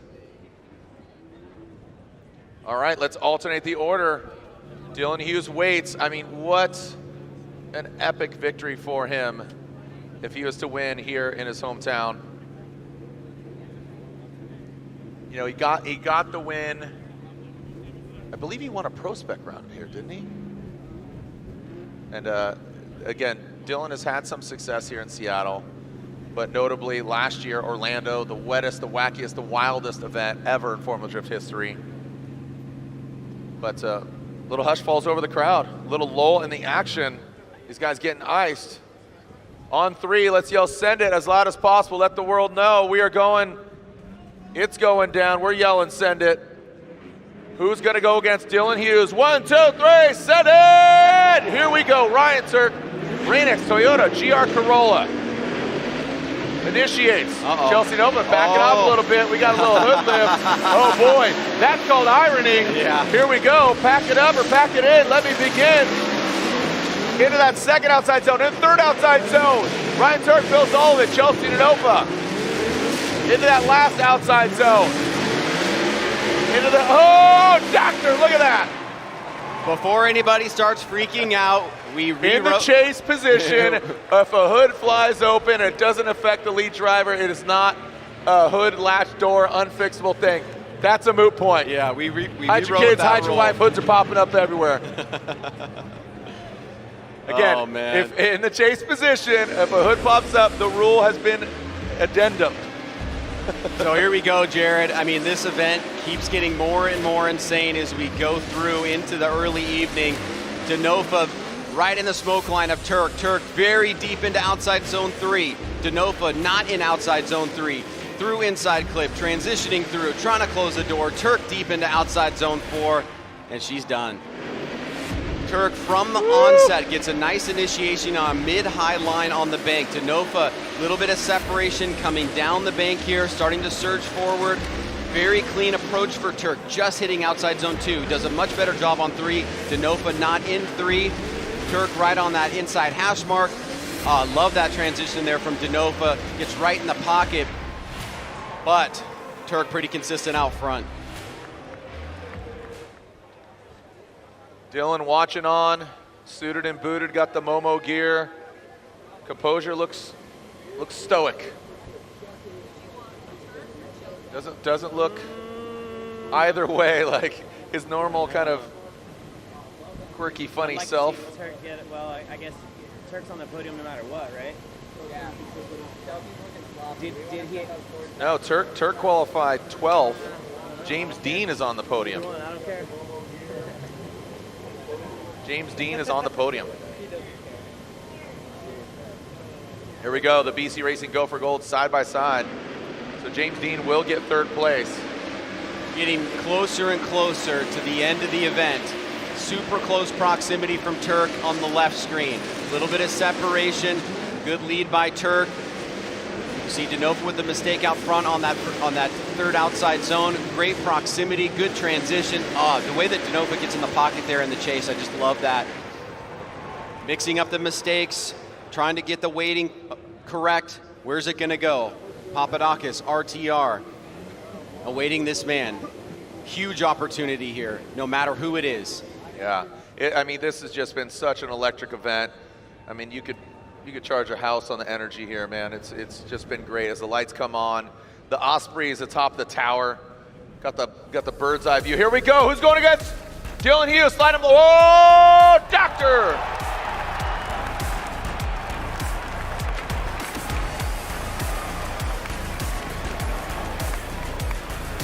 Let's leave. Hey, you know what? We always joke about, you know, but rightfully so. Dylan Hughes waits another battle. Ryan Lontaine putting on the headset over here. Let's Lontaine, over to you, bud. Again, one more time. I understand. You do? I do. Do I have to talk? No. No? These mistakes do not belong in the Final Four. The mistakes that both drivers are making, I don't know if they're playing games or if they're just authentically making mistakes, but there are so many mistakes. And it's feeling amateurish. I know these drivers are so good, and I'm being very angry right now with this because they should be doing a lot better in this point of competition. And hopefully their spotters are listening right now. Tighten it up. Stick to what you're supposed to do in the lead position. Stop trying to get away. Stop trying to go too fast in areas where you shouldn't be. Stop parking it in odd areas. Use the decel zones where they are, and you'll get through. All we needed was one driver to run a good lead lap, and that driver would have won. And I know we're very frustrated up here. We don't understand what's happening. These guys need to clean it up and do better. I definitely think they're listening, Ryan. I think they're waiting for you to leave to go to the parking lot. Yeah, right. We can get better out of these drivers, and we want to see better out of them. And the fans want to see better out of them, so we want to see that right now. Yeah, Reese Marin, he's a Chelsea spotter. He just threw some paper at you. So, all right, well, great insight, and you're right. Tighten it up, boys. Let's go. Let's leave. All right, with some more info, let's throw it down to Lorette Nickel. Lorette. Well, Dylan Hughes is watching the broadcast, and he just heard what Ryan Lontaine said, clean up that lead run. Dylan, what's your thoughts on that?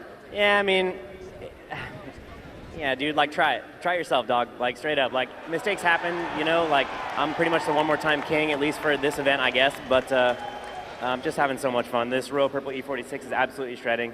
GT Radio Tires got this thing hooked up. I'm just having so much fun, but it's tough, man. It's tough. I wish everybody could have the experience of to feel what the pressure feels like, the sun in your eyes on the big bank, and you know, you got to make split-second decisions, and it all happens really fast. So I think the driving has been pretty good. I definitely making some mistakes on my part, so I was pretty frustrated a little bit earlier, but a clean run with James made me really happy. So going to the finals with whoever, I'm just so stoked in the hometown. So, yeah, what can I say, man? I'm stoked. Let's finish this thing off. Let's do this.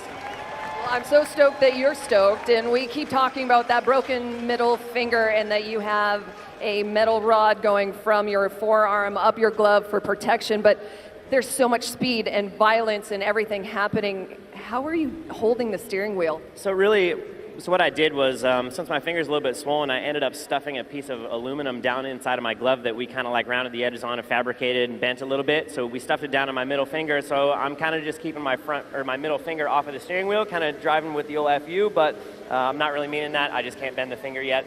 But really, I'm just kind of using the pressure from my tricep to hold the wheel. And that's what I was really nervous for this round was, you need to have your left hand on the wheel and then handbrake downshift coming off the bank. And if you're going to get hit, that's a really likely place that it's going to happen. So I was pretty nervous coming into this event, but we were able to adapt pretty quick. And yeah, I mean, I got a little piece of metal in there, but we're jamming. It doesn't seem to affect me that much. I think the adrenaline's pumping so hard, I don't feel nothing right now. So let's do it. Maybe he feels nothing but joy right now and just ready to go. Dylan feeling the stoke, guys. Give it up for Dylan Hughes. Lantane laid down the gauntlet, and Dylan said, try it, dog.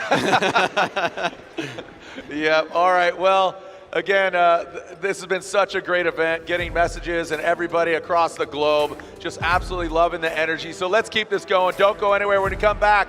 The one more time battle, the second time of Denofa and Tuerck here in Seattle.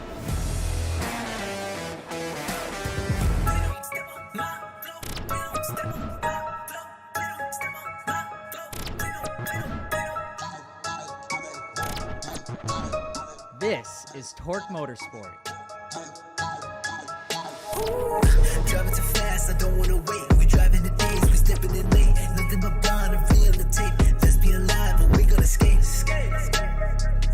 Let's be alive, but we gonna Holy skate. You wanted to ride, you wanted to ride.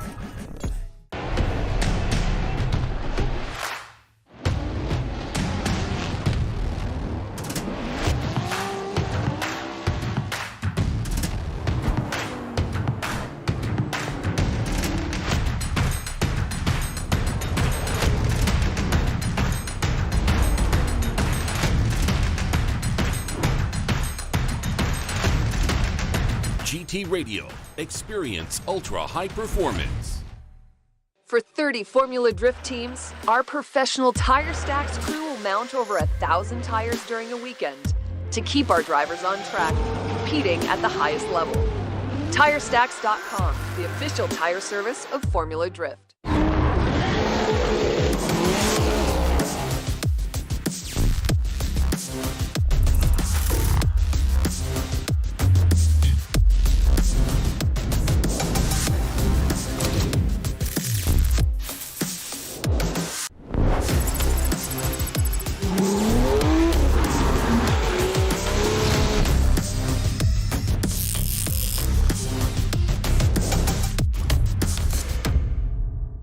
You can count on having a team that has your back, an environment that supports you, and plenty of friends. You're gonna make a lot of friends here. And if you like to work hard and really just get what you put in, then Discount Tire is a perfect place for you. You should come join our team.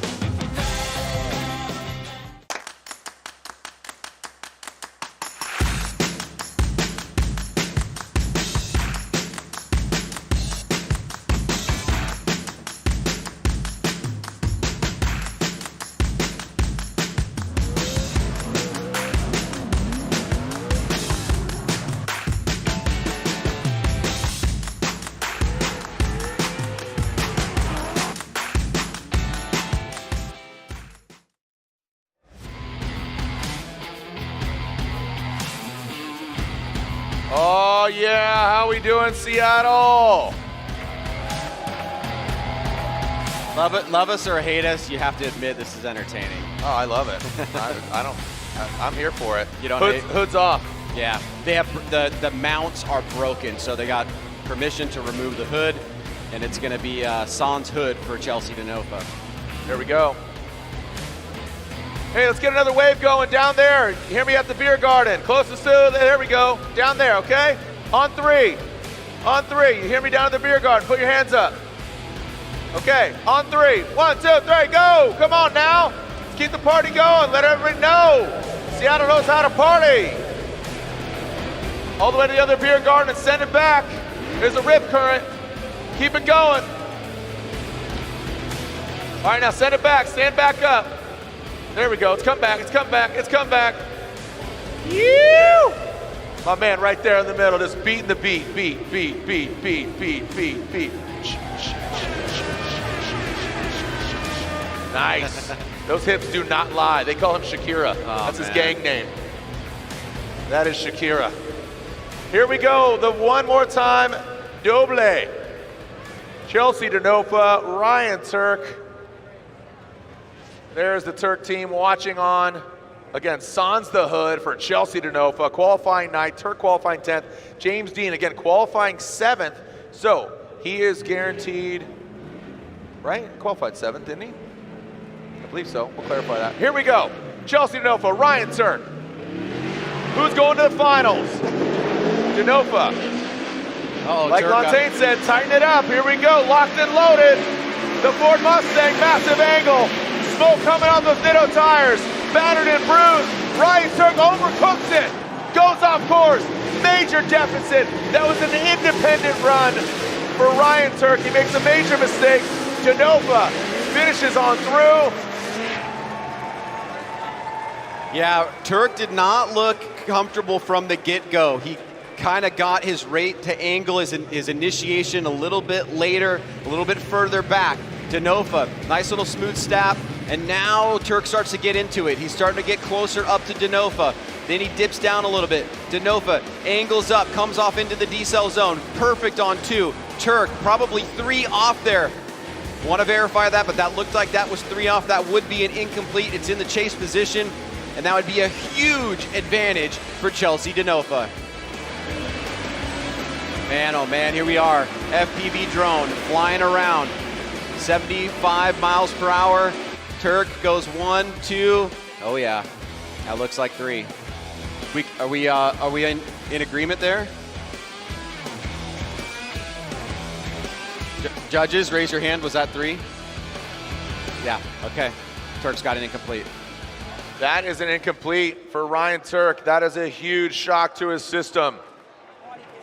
Ryan Tuerck is at a deficit. Chelsea Denofa with a major advantage. And now here he is in the chase position. This is what he wants. Oh, let's go. This is what he wants. It's in his Impromptu, control we right will rock here. you. No pressure.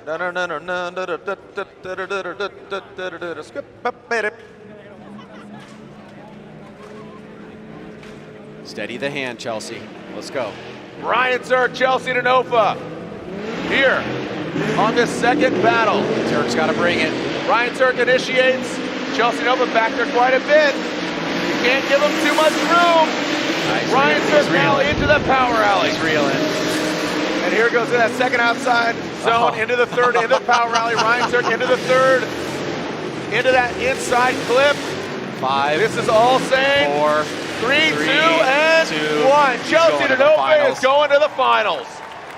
Super solid execution by Denofa. Denofa knew what he needed to do. And like I said, he left a lot of room, but it bears repeating. Those RTR Mustangs are weapons. They have so much speed, even at angle. Denofa twice in this event has showed signs of very high level, complicated, thought out, strategic decisions when he's been in these positions, and he's taken advantage of them in both occasions. Ryan Tuerck knew he had to go 110% to force an error on Chelsea Denofa. Denofa gave him some room, started reeling him in. When Tuerck had that brake check in outside zone 2, he made the adjustment, followed through, and he's going to get the victory and go to the finals against Dylan Hughes. Reeling in the years. Here we go, Denofa and Tuerck, and let's make it official. Denofa is going against Hughes. Denofa, massive points jump from yesterday to today. He is the only driver in this Final Four and now in the finals who has won an event previously. So in Orlando. So Tuerck knocked out. He qualified 12th, so he's not in a podium spot. James Dean will get the 3rd place position. So RTR will have 2 vehicles on the box. Will it be first and third or second and third? Denofa, battered, bruised, and fought tooth and nail. High fives all around for him. You can see Vaughn Gittin Jr. here up in the stands cheering on his boy. Probably got some radio comms. Hey, buddy.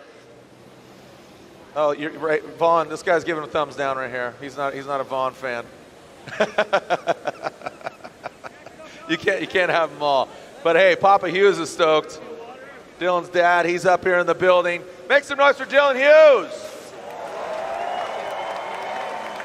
Make some noise for Chelsea Denofa.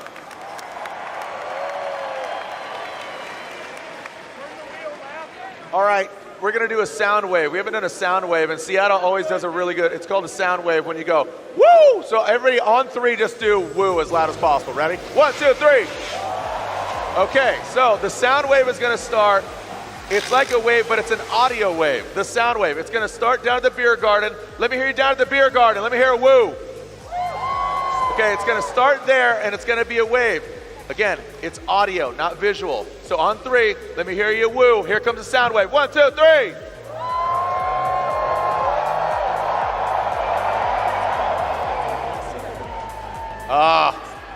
Well, it died halfway through. So I'll let you think about what you did. Everybody grab a knee. Here's an orange slice. We'll be right back. Down to Lorette Nichols. She's got the heat down in the pits.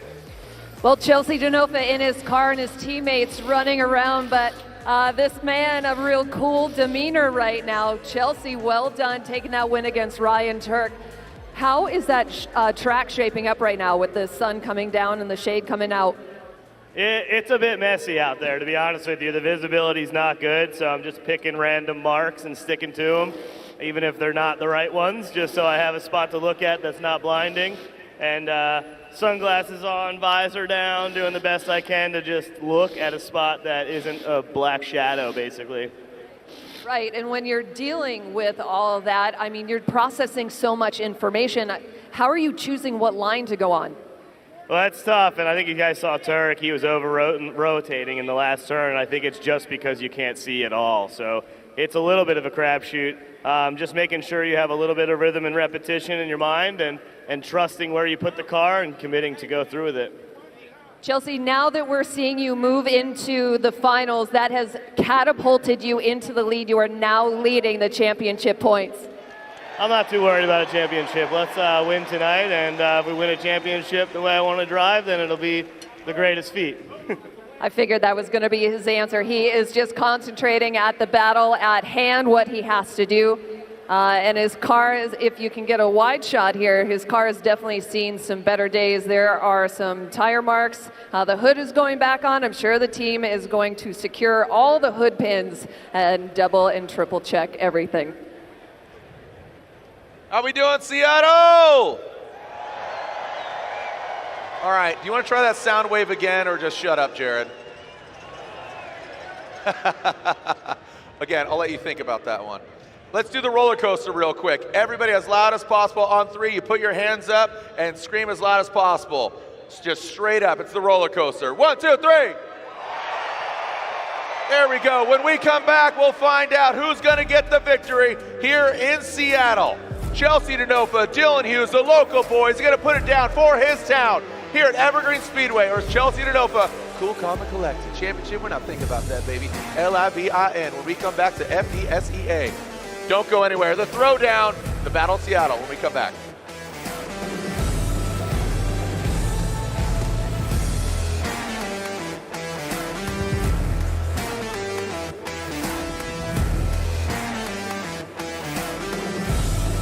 I watched my first race yesterday. You're on the team, kid. It's orientation day. Hey, new guy, let's get you up to speed. Lunchtime!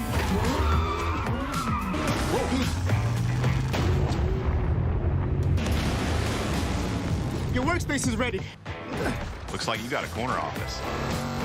Be part of something greater. Toyota. Let's go places.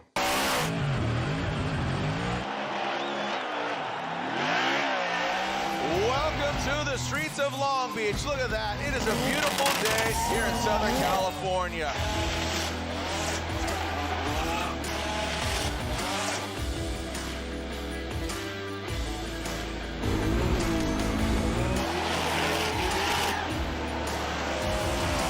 K&N, the official performance air filter of Formula Drift. NGK makes ignition coils. Why? Because we prefer a running partner that can keep pace. We know ignition, and since our spark plugs don't run alone, we put some of our energy and expertise into making better coils. NGK ignition coils are engineered to OE durability and performance. And because we race to win, we improve the design, testing, and validation of our coils for better performance. NGK spark plugs and coils, better together.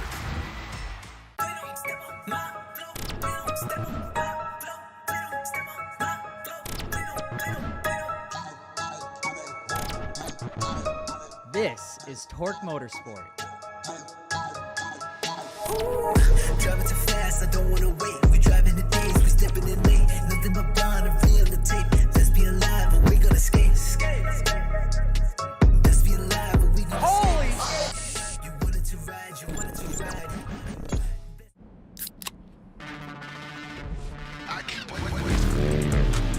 Rockstar energy gets me energized so I can go out and send it. Hustle on.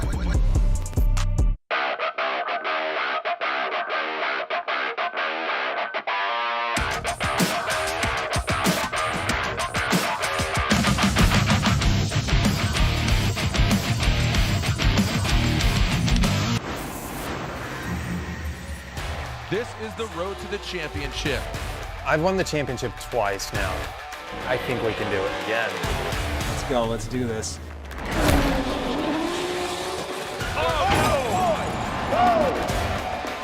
Your winner at round one. Look at Aasbo. He's a magician. Here we go. Rain or shine, these guys are down for a good time. You can't count anybody out. Everybody's really pushing the envelope. One mistake, and that's it. Oh my goodness. What did I do wrong? I don't get it. So it's all about attrition here in St. Louis.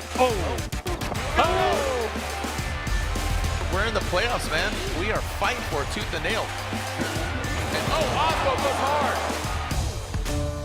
Matt Field, the guy to beat. We got 20 seconds to shine. We can't make any mistakes. If you do, you're out. It's going to be coming down to Irwindale, kids. Is Matt feeling the pressure? Absolutely. The championship is on the line. Ryan Tuerck, he says, hold my rock star, homeboy, let me show you something. Matt Field is out. Huge repercussions here.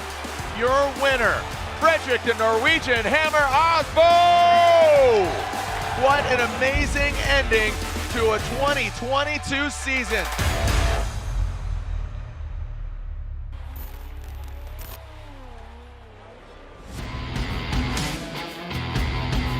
Oh, the golden hour. September 15th, Controlled Chaos. Watch the just that, Controlled Chaos ensue following Frederick Aasbo and Ryan Tuerck. Thank you so much for joining us out here at the gold. Look at the sun setting. It's beautiful. Ryan, just looking in your eyes right now. It's just stunning, man. Yeah. Just give out some trophies. You know, as far as the championship, Lorette threw it to Chelsea. He didn't care.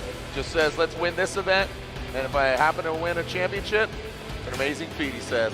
Yep. The double burnout boxes. Again, Chelsea assumes the lead in the championship. Dylan Hughes jumps up to 7.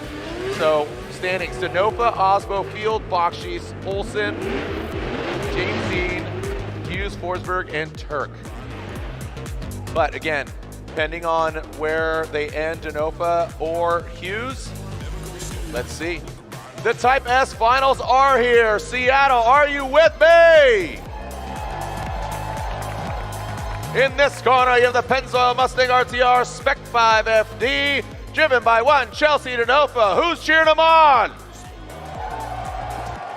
And in the other corner, the pride of Snoqualmie, Washington, and the Royal Purple O'Reilly Auto Parts GT Radial 2JZ BMW, Dylan the Dozer Hughes. Are you ready to send it? Evergreen. Dylan Hughes will lead. These are the Type S finals. Type S, the official lighting of Formula Drift. Dylan Dozer Hughes with that broken finger, trying to break some hearts and get the win. Great initiation. He is riding that wall. He is right there. Chelsea Denofa, good proximity. Dylan Hughes. Oh, doctor, they go off course. 2 tires for sure. Gonna have to back that up. Overcooks it on that initiation. Goes off course and into that final outside zone. So Dylan overcooks it, burns the meatloaf. Ma, what are you doing back there? Chelsea Denofa follows him. This is what we saw earlier with James Dean. Yeah, I don't think it's indisputable that he goes 3 off. He definitely goes 2. The left front looks like it stays on, but remember, he's in the lead. He's dictating the pace. The mistake there is going to be on Dylan Hughes. Now, when they come back on course, Dylan does get to outside zone 3, Chelsea doesn't, but how much of going off course was a factor for Denofa in the chase position? So we certainly have a very substantial mistake in my eyes from Dylan. You can see that Chelsea is just chomping at the bit, trying to close the door, trying to get in the pocket, and he follows smartly. He follows the line, right? That's different than if the lead driver did not transition at the right time.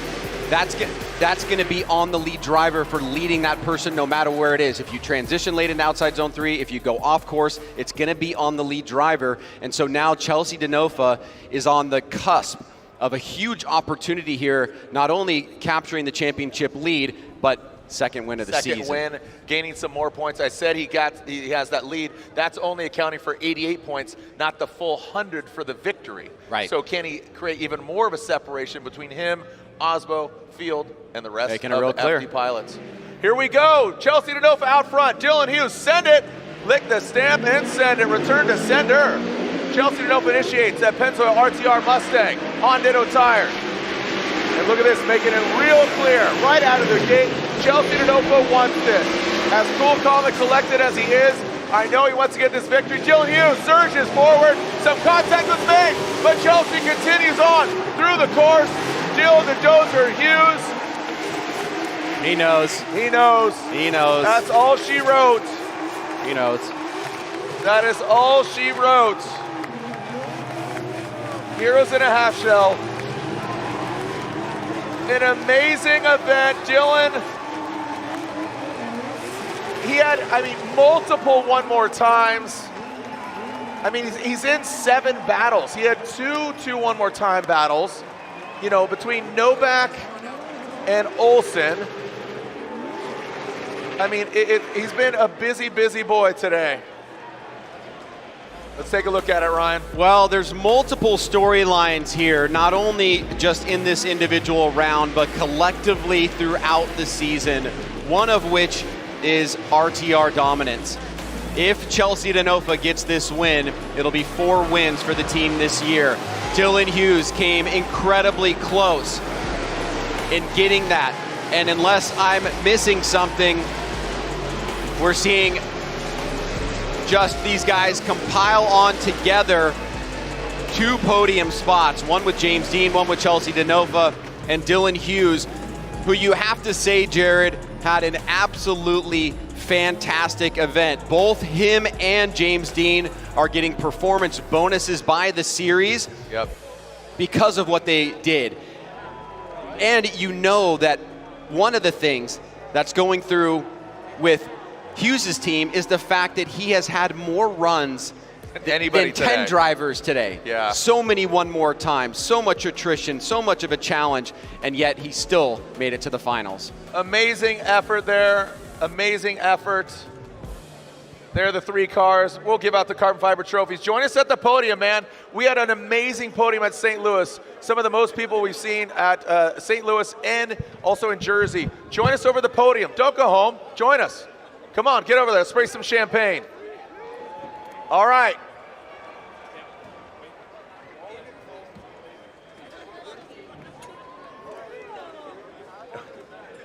All right, so here we go. There's Dylan Hughes. Make some noise for all three of our drivers.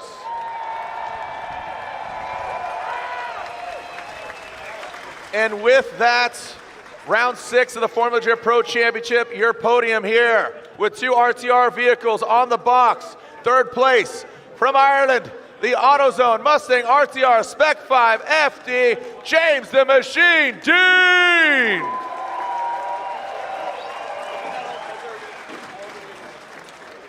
And I think you know the outcome, but we'll make it official. Your winner here at round 6 of the Formula Drift Pro Championship, Evergreen Speedway. We'll see you in Utah, or we'll see you at Irwindale, or we'll see you online.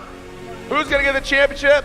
Well, this gentleman moves one step closer. Your winner here in Monroe, Washington is Chelsea Denofa gets the win.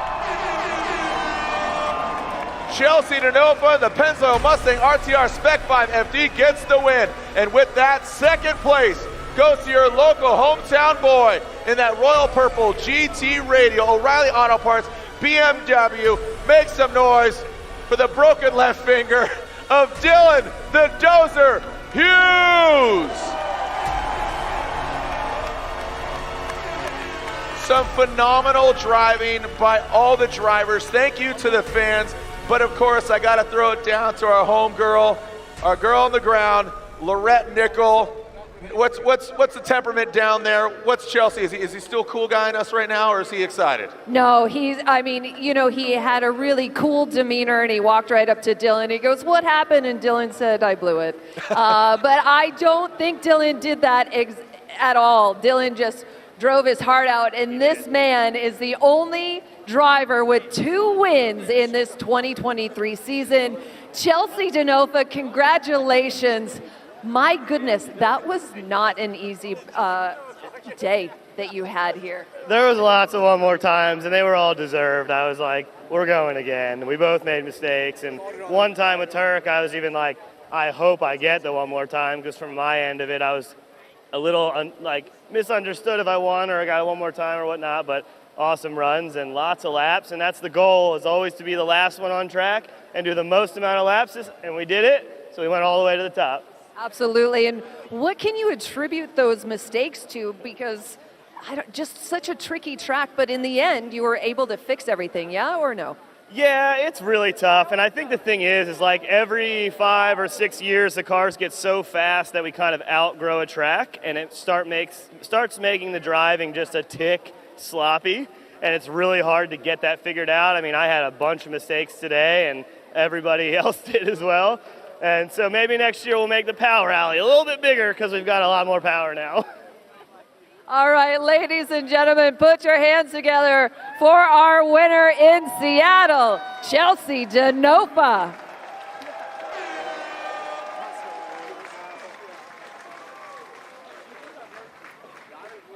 Well, there it is. There's the Chelsea and Chelsea Denofa.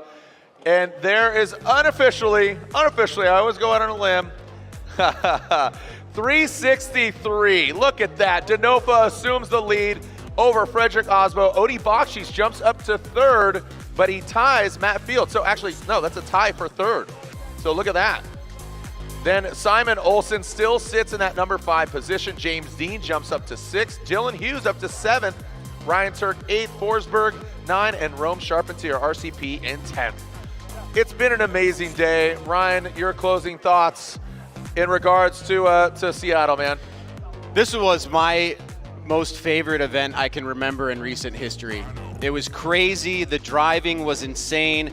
I cannot believe the things that transpired here and how engaged the fans were. I love you guys. This is an amazing venue. Seattle is so awesome, and it's a great way to think about now the shift down to the mountains to Salt Lake City. Thank you so much, Ryan Sage, and on behalf of our judges, Brian Eggert, Ryan Lontaine, Chris Yule, Robin Ishida. We'll see them, and we'll see you September 14th, 16th. It is the Link Engine Management Prospect Championship round. We'll find out who is it going to be.